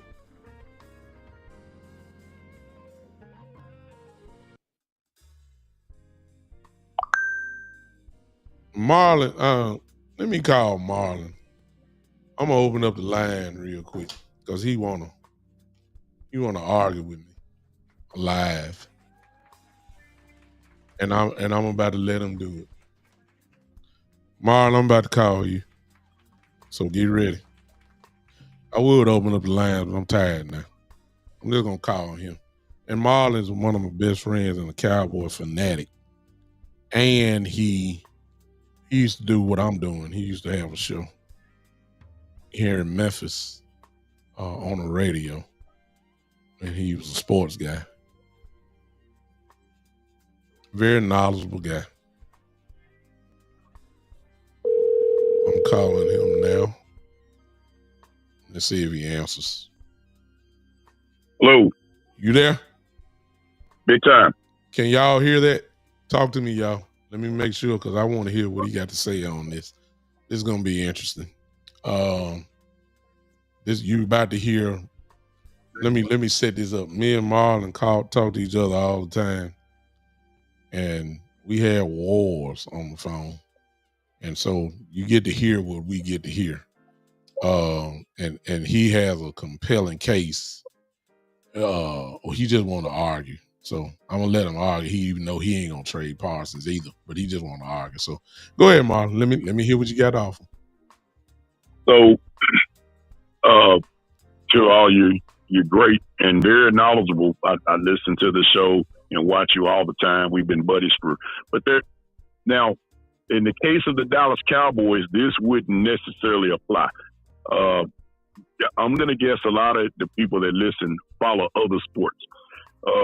The reason you would trade, and like I said, in the case of the Cowboys, this wouldn't apply, but the reason you would trade a guy like Parsons, let's say you're a team and you're not in position to win right now. This doesn't, like I said, this doesn't apply to Dallas because Dallas can win.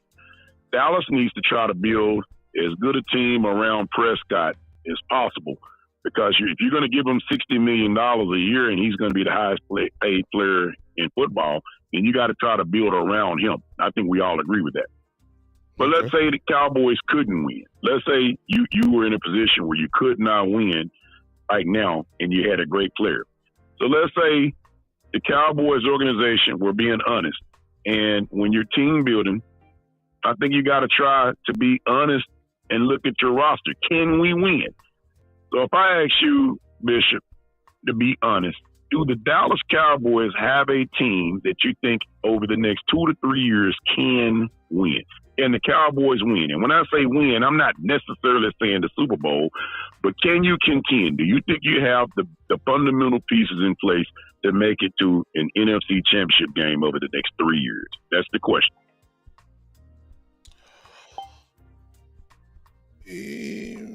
Yes.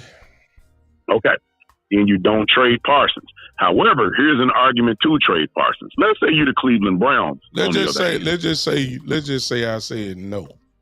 Okay, if you say no, then here's why you would trade. If you say no, then if Parsons wants, let's say, a 4-year deal worth, I'm just going to make up a number. Let's say he wants 4 years, 180. He's asking for $45 million a year. And let's say he's worth it. Let's say he can get it.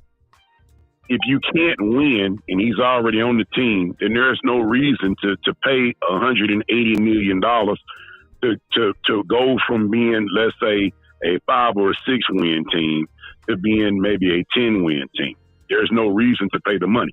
In this scenario, it's not, you're going to get the picks. You're going to get the picks. And you're right. Picks all by itself for a talent like Parsons, you would want more than that. You're absolutely right. But it's the financial savings. Because, see, what a lot of people don't realize is that everybody knows. Stop right there. Why are we worried about financial savings when we know Jerry and Steven don't spend no money? Well, now here's the deal. Because the Cowboys are $31.4 million under the cap right now. And, yeah, it's being miserly, but you can roll that money over. See, long as you meet the NFL floor in terms of minimum, you can roll that money over until next year, and you can roll that money again over to the next year until you think you do have the pieces to win. Then you can go out and spend at that time. It's kind of like playing the game of Monopoly. You wait until you got the Monopoly and you got all the colors, then you start building houses and hotels on it. That's the idea behind it. So if you're going to trade Parsons, the reason you would trade Parsons is to save the money, and we don't like what's the price? And I would agree. If I thought the Cowboys couldn't win, then I would say let's not trade Parsons. But if I thought I couldn't win, then I also wouldn't have given Dak Prescott $60 million. Then what you do is you just tank and you try to get the next great quarterback coming up in the draft, and you got him under team control for 5 years. Now, I'm telling you, I would not do that because I believe the Cowboys have enough pieces already there where we can win. But there are some teams that I think can't win. Like if you're the Cleveland Browns and you paying Myles Garrett. No, man. I don't want to talk about Cleveland. Right. Stick with the Cowboys. Since they Well, like paid, I said, this scenario for the Cowboys doesn't really apply because we believe they can win. Okay. So my argument is that if I thought we could not win, if I thought we did not have the pieces, we too weak at defensive tackle, you don't have running back, your corners are hurt. Let's say the corner hurts his knee again, he's out again for the year. Then you got to start looking at the future. If you don't think you can win, then I think you just try to save the money and move forward. Okay. So we think we can win, but we're not doing everything that it takes to win. Why do we have $31 million left? What are we doing with it? Oh, I think you know how I feel about it. I think the Cowboys are close enough to winning. So it's too late now. Let me be clear. There's not anybody out there on the market that can come in right now and help us. There is no, like, if you take a look at it, I can give you a scenario. Let's say the Cowboys started off 6-2. You got a reasonably manageable schedule early in the year. Let's say you started off 6-2. And let's say, hypothetically speaking, the Jets were 1-7 or 2-6. I would be interested in upgrading running back if they know that they're going to move on from Breece Hall at the end of the year, and I can make a trade for him, or it doesn't have to be him. It could be anybody else. There are some positions that if there was a veteran defensive tackle that was making a lot of money on a bad team, I would entertain taking on that salary for the rest of the year, especially if it was somebody that I was thinking about re-signing for a long term. See, we just did the same thing with Pickens, where Pittsburgh was interested in moving on from a player that's a great player. They weren't, for whatever the reason, they weren't going to re-sign him. I think that we could do something like that at midseason. If it's midseason before the trade deadline, I would look at adding players that I thought could help us make a run down the stretch. But let's say you're flirting with 500 and you're not winning. And the question is, why would you sign Parsons if you don't think you can win anyway? Or let me give you another scenario. Let's think about it like this. Let's say Dak Prescott were to go down again for injury. I believe 4 years in a row, Dak has missed at least 3 games. This is a family-oriented show, but in the famous words of Tom Moore, we don't prepare for F. So they were like, well, why does Peyton Manning get all the reps? Well, if 18 goes down, we F anyway. So what difference does it make? And we don't practice and prepare for that. But let's say Dak Prescott were to go down. One of the things you talked about earlier was like, well, the quarterback situation with Milton versus the other guy. I mean, like, what difference does that make? Be honest. If Dak Prescott were to go down for anything more than 2 games, would you agree we basically, in basketball vernacular, you're in the lottery anyway, right? Depends on where we at. If we start off 6-2 and Dak goes down 2 and lose the next 2, we 6-4. We still good. Well, but I think the Cowboys at best. I think at best this is what I would tell you. I think at best, under ideal circumstances, the best we can do is sneak into the playoffs. We're not going to win the division. So you're a wild card team. You're not going to win the division. If Dak does stay healthy, you're not going to win the division. So at best, you're a wild card team. And if Dak were to miss anything more than 2 games, you might maybe. Hold on right there. See, we love to talk about if we ain't gonna win the division, because then you're assuming that Philly is gonna be Philly. But let me throw it to everybody like to do that. What happens if Saquon get hurt? I don't believe Saquon Barkley. Is Philly still Philly? Is Saquon? I agree. Saquon wasn't there the previous year and they were still Philly. Right. I think Saquon Barkley makes them better, but he ain't 4 or 5 games. I think Philadelphia might be a 13 to 14 win team with Barkley. I think you're probably looking at an 11 win team without. Well, watch this though, Marlon. You say you think Philly was still Philly without Saquon, and that's somewhat true. But I can counter that and say this. Well, even though Saquon wasn't there, the track record shows that Dak Prescott beats up Philadelphia. I agree. You're right. When we have a roster, it's not. Listen, the truth of the matter is now. Listen, the Cowboys won 3 years in a row. We won 12 more games. But the Cowboys also, that was before the diminished Zach Martin. The Cowboys had a roster that could play at that level. Now, let's be honest, forget Philly. Let's just only look at our team. Okay. Do the Dallas Cowboys have a roster that's as talented as those teams that won 12 games? Now, remember, offensively, we do. It's a team sport. You're the worst in the NFL. And listen, you say offensively, I'm not 100% sure I agree. Yeah, we're better than we were last year. We're better. If you're looking at this year versus last year, that's correct. But if you go back to 3 years ago, I don't think so. I don't think the Cowboys are a better football team right now than we were 3 years ago. Okay. I think you were better at running back when you had Ezekiel Elliott and Pollard. Yeah, you were better there. Definitely. Your line was still pretty good. Now, this team, I agree, if you're looking at our offense, I'm a top 10 offense, but I don't think we're going to average 30 points a game and be the number one offense in the NFL. For one, this coaching staff hadn't proved that they're capable of producing those type of results. Maybe they can, but that's a flip of the coin. Okay. And I'm not going to argue that because they remain to be seen. I'm just saying. And the defense is demonstrably worse. Oh, now that part. But that's part of it. You can't. That's part. Unless you're gonna kick an onside kick every time and try to get the ball back, you're gonna have to play some defense, bro. Our cornerbacks are terrible right now. Your defensive tackles are terrible. Your linebackers are okay. You're average. You're not great at linebacker, but you can get by, and your pass rush is excellent. But the problem is, remember, I think we played Buffalo 2 years ago. What did they attempt? 11 passes in the whole game? Yeah. Our run defense is going to be disrespected until we show somebody that we can stop the run. That starts on September the 4th. They're going to have to prove it. There ain't no question about that. But this is what I'm saying. The Cowboys, another thing that you got to realize, we're saying that now, but they're counting on later on. And I don't think you can count on it with a lot of confidence, but that's what they're doing. They're counting on Diggs to show back up. They're counting on Overshown to show up. They're counting on Revel to show up. And just those three insertions into the defense makes your defense better. It ain't no question. I think counting on what you just said is the same thing as going to the casino hoping that you're going to win enough money to pay your light bill. I agree, but that's what they do. Hope ain't no plan.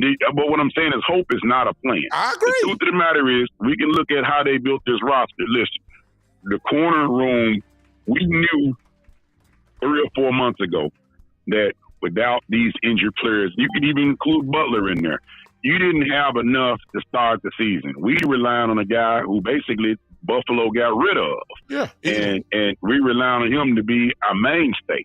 We're not good enough. We're not good enough at defensive tackle. We're not good enough at cornerback. And you mediocre even at safety. But we're just not good enough. And I don't know if you're not – I'm looking at our schedule. If we're flirting with 500 around Thanksgiving, if we – are 5-5 with our schedule coming down the stretch, that's Murder's Road coming down, we're not going to make the playoffs. You got to get off to a fast start in order for this team to be successful. And I don't know that we have the personnel at the start of the season to get off to a fast start. I like it. I like where you stand. And ladies and gentlemen, this dude that I'm talking to has been a friend for over, Jesus, 40 years, about 40 years. Is it 40? Yeah, Parkway Village. So what I'm saying is, I know Parkway Village Football League. I know it beyond the shadow of a doubt, ladies and gentlemen. He is a Cowboy fan. It ain't no question. I ain't got to question it. But he cut from the same cloth I am. We're realistic. Now I ain't gonna go as far as he going.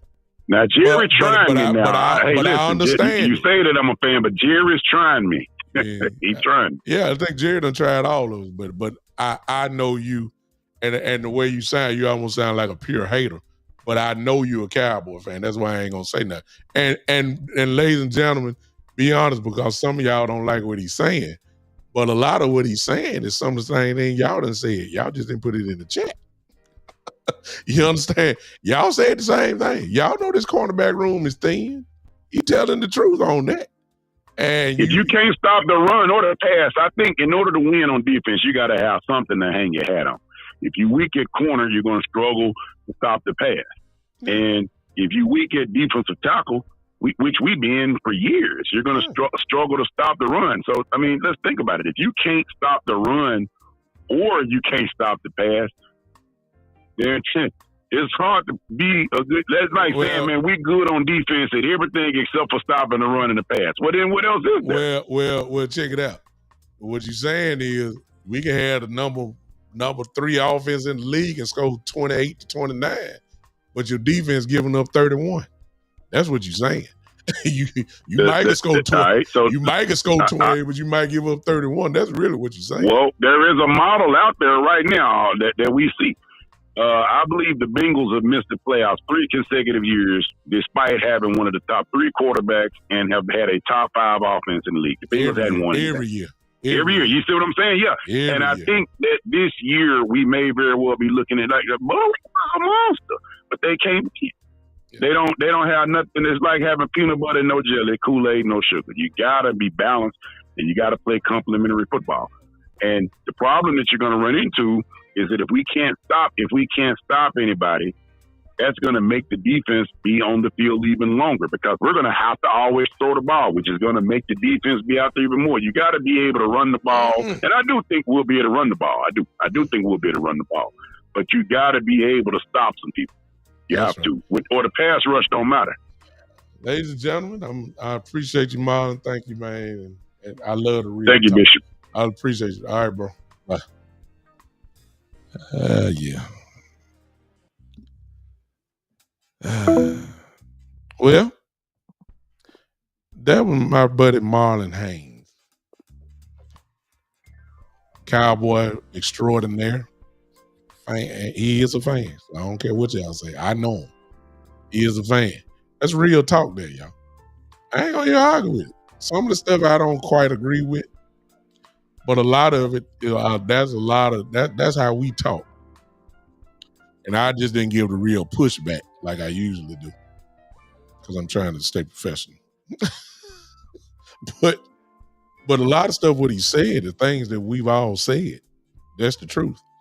And unfortunately for us, those things that he said and the things that you have said and the things that you've heard me say on this show over the years are the same things that we keep saying year after year because Jerry or Steven or Will McClay have not answered those questions. We still are having the same question every single year.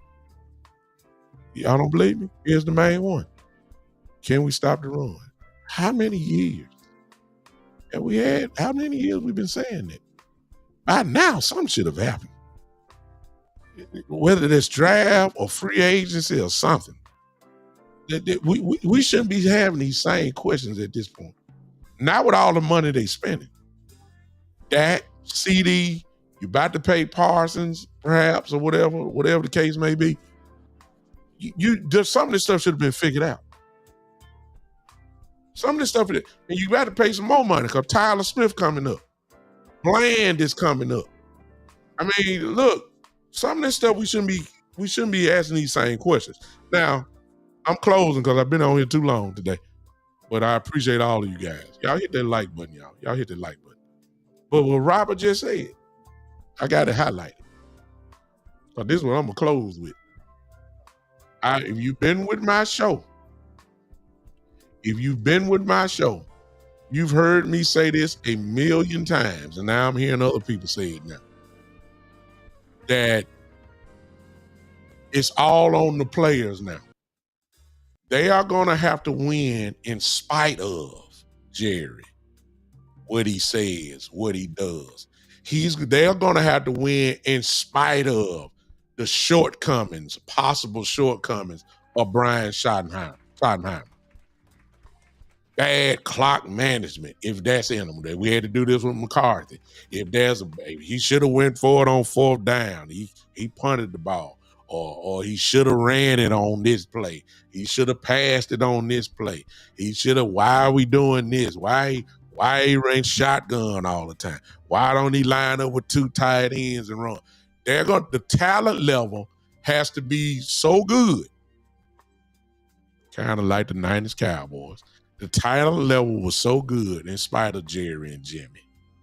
They showed you that when they won with Barry Switzer. The talent level so good that it don't make no difference how much chaos. The ownership of the team came from Michael Irvin. Y'all saw it in the documentary. Charles Haley, Dion. The one Troy and Emmett, they was leaders by example on the field, which is good. But to take control because they were dogs, as Robert just said. They were dogs. It made no difference what Jerry did. It made no difference what he said. It made no difference what it made no difference. They took control of the team. The players did. And that was the 90 Cowboys. So we almost got the same. We got a first-year coach and a staff that they're all first year together. They're not first-year coaches per se, but they're just the first time they're doing it together. Okay, they're learning on the fly just like everybody else. You still got Jerry causing chaos, as he always has. As he always has. It ain't nothing new. It ain't nothing new. Who in the locker room can take control? And that's another whole show within itself, because Robert said it best. Dogs. We don't need poodles. I'll start it off and then I'll get out of here, and I might continue this some other time. It ain't Dak. I don't want to hear from Dak. I know they're gonna hurt some of y'all, and I love Dak. He should be the quarterback. He should have got paid. I don't want to hear nothing about it. I don't want to hear nothing from Dak. He too corporate for me. He may not be corporate for you, but I'm for me. He too good at 2 shoes for me. I know everybody say he's the leader. He's the leader. The guy. Look, I don't know if he. I don't know. I need somebody. I need a. I just stick with Cowboys. I need a Michael Irvin type leader, one that could talk it and then go on the field and play at the same level. And when I'm looking at this team right now, I may only can count 2. And Dak ain't one of them. I know y'all don't like it, but I'm just telling you. Dak not one of them. I love his heart. I know he's a warrior, but Dak ain't one of them. I don't want to hear him talk. He's too corporate. He sound like Jerry sometimes. I don't want to hear nothing from Dak. Somebody in the locker room got to say, hey, we're going to win in spite of all this mess. Because that's the message that Brian Schottenheimer doing. He trying to get into their head and say, hey, we got to win. Okay, so who's gonna take that load up as a player? I don't want to hear nothing from Dak. I know I'm going to hear from him, but I don't want to, because he don't, Dog and Dak just don't mix with me. He ain't like Michael Irvin. He ain't like Dez Bryant. I'm just saying. He not like Ray Lewis. That he had the whole team in his hand. He ain't Dak ain't that. So I don't want to, and I'm gonna leave it at that because I can go down the list. We got some dogs, but they're not vocal. Tyler Smith is a dog. He's a killer. But he ain't Michael Irvin like. That's the reason why we won. We had a Michael Irvin. The Baltimore Ravens won because they had a Ray Lewis on their team. Y'all know I'm telling the truth. The players got to take ownership. The owner and general manager going to be Jerry ain't just started this stuff, y'all. Jerry, did y'all see the documentary? Jerry been doing this ever since he got in the league. Chaotic. He's chaos. That's him. He been doing it. He was worse back then than he is now.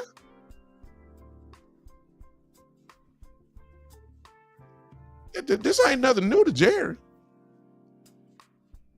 But we don't have that dude in there. That dude. Jason Witten was a dog. But Jason Witten was too corporate. Great player. Gonna be in the Hall of Fame. Great player. No question. Did it on the field. Was a leader, but he wasn't. Like when he talked, the whole team did. The whole team, look, let me show y'all what I'm talking about. When Ray Lewis talked on that field, y'all know what y'all saw with Baltimore. Y'all saw how Ray had them guys going crazy out there. Trayvon Diggs don't even say nothing now, man. That ain't Trayvon. He ain't him. That ain't Trayvon. Trayvon don't talk. Somebody got to be the leader in that room, man. I don't know who it is. I don't know. It ain't Trayvon. I can tell you that, Terry. It ain't Trayvon. You better off sticking with Tyler Smith before Trayvon. Diggs is quiet.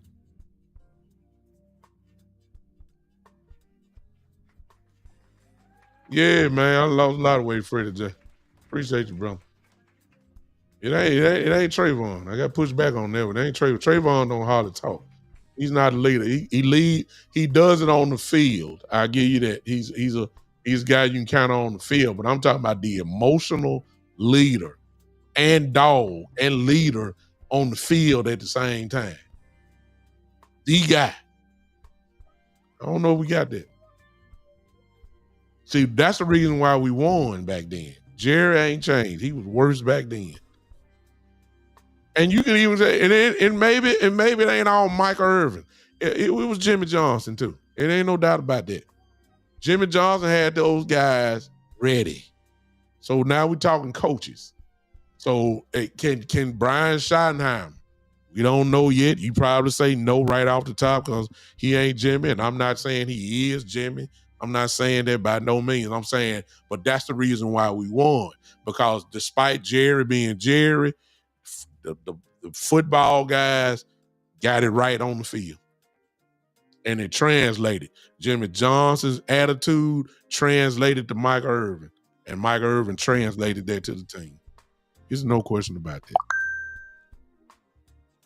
Ray Lewis, Brian Billick, former coach of the Ravens, attitude translated to Ray Lewis, and Ray Lewis transferred that to the whole goddamn city of Baltimore. Forget the team. Ray Lewis had that whole city in the palm of his hand.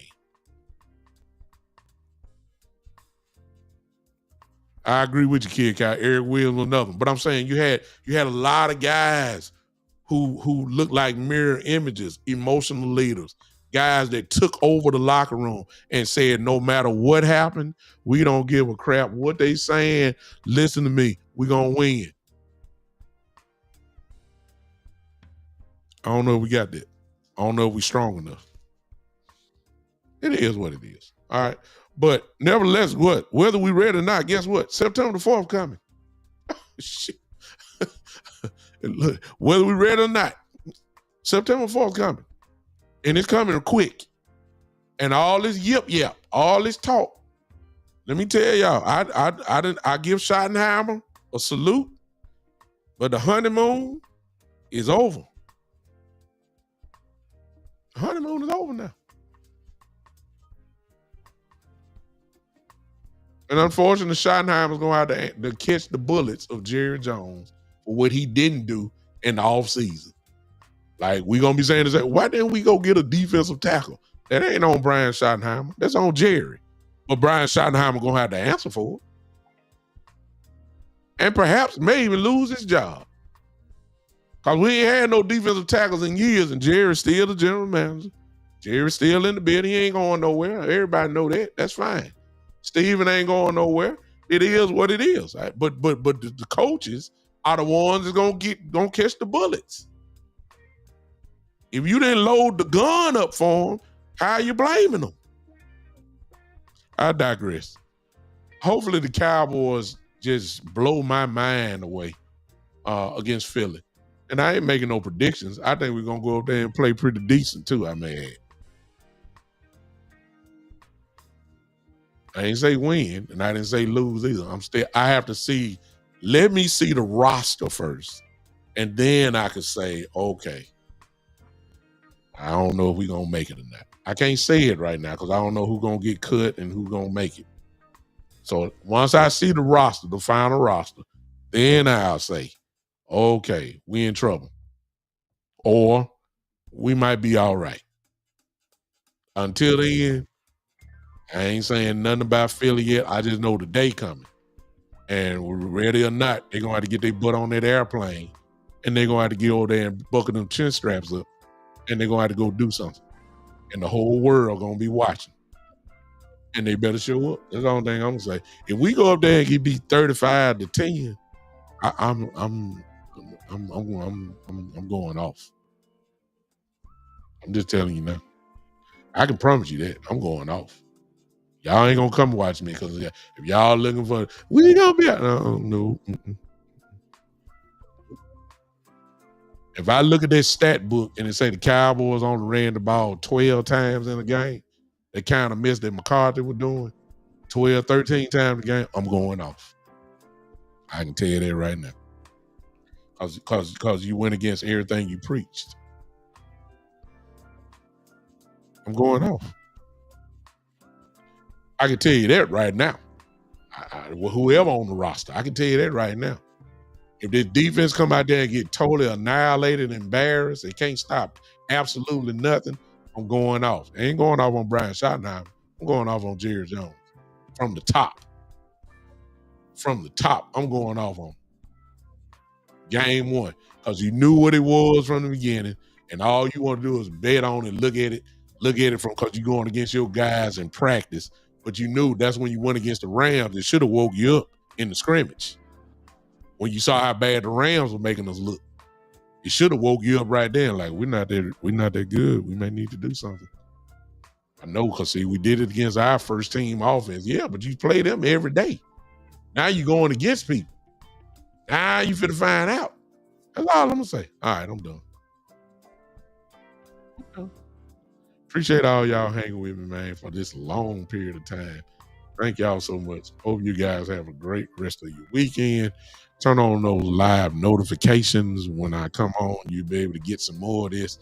But my mind and mindset and all focus now is headed toward the Philadelphia Eagles. The NFL season is now here. It's here. It's here now. We in it for the next 17 weeks. Extra weeks. Game ain't this coming up week. September 4th. 13 days away or something like that. Whatever it is. We here now. The off season's over. I don't think we waiting on to see the final roster. And from that point on, ladies and gentlemen, it's go time. Whoever it is they say gonna line up with us, hey, we rolling. If they ain't ready for Philadelphia or whoever else, it's going to show up. If they are ready for them, guess what? It's going to show up. It's going to show up one way or the other. There ain't no running now.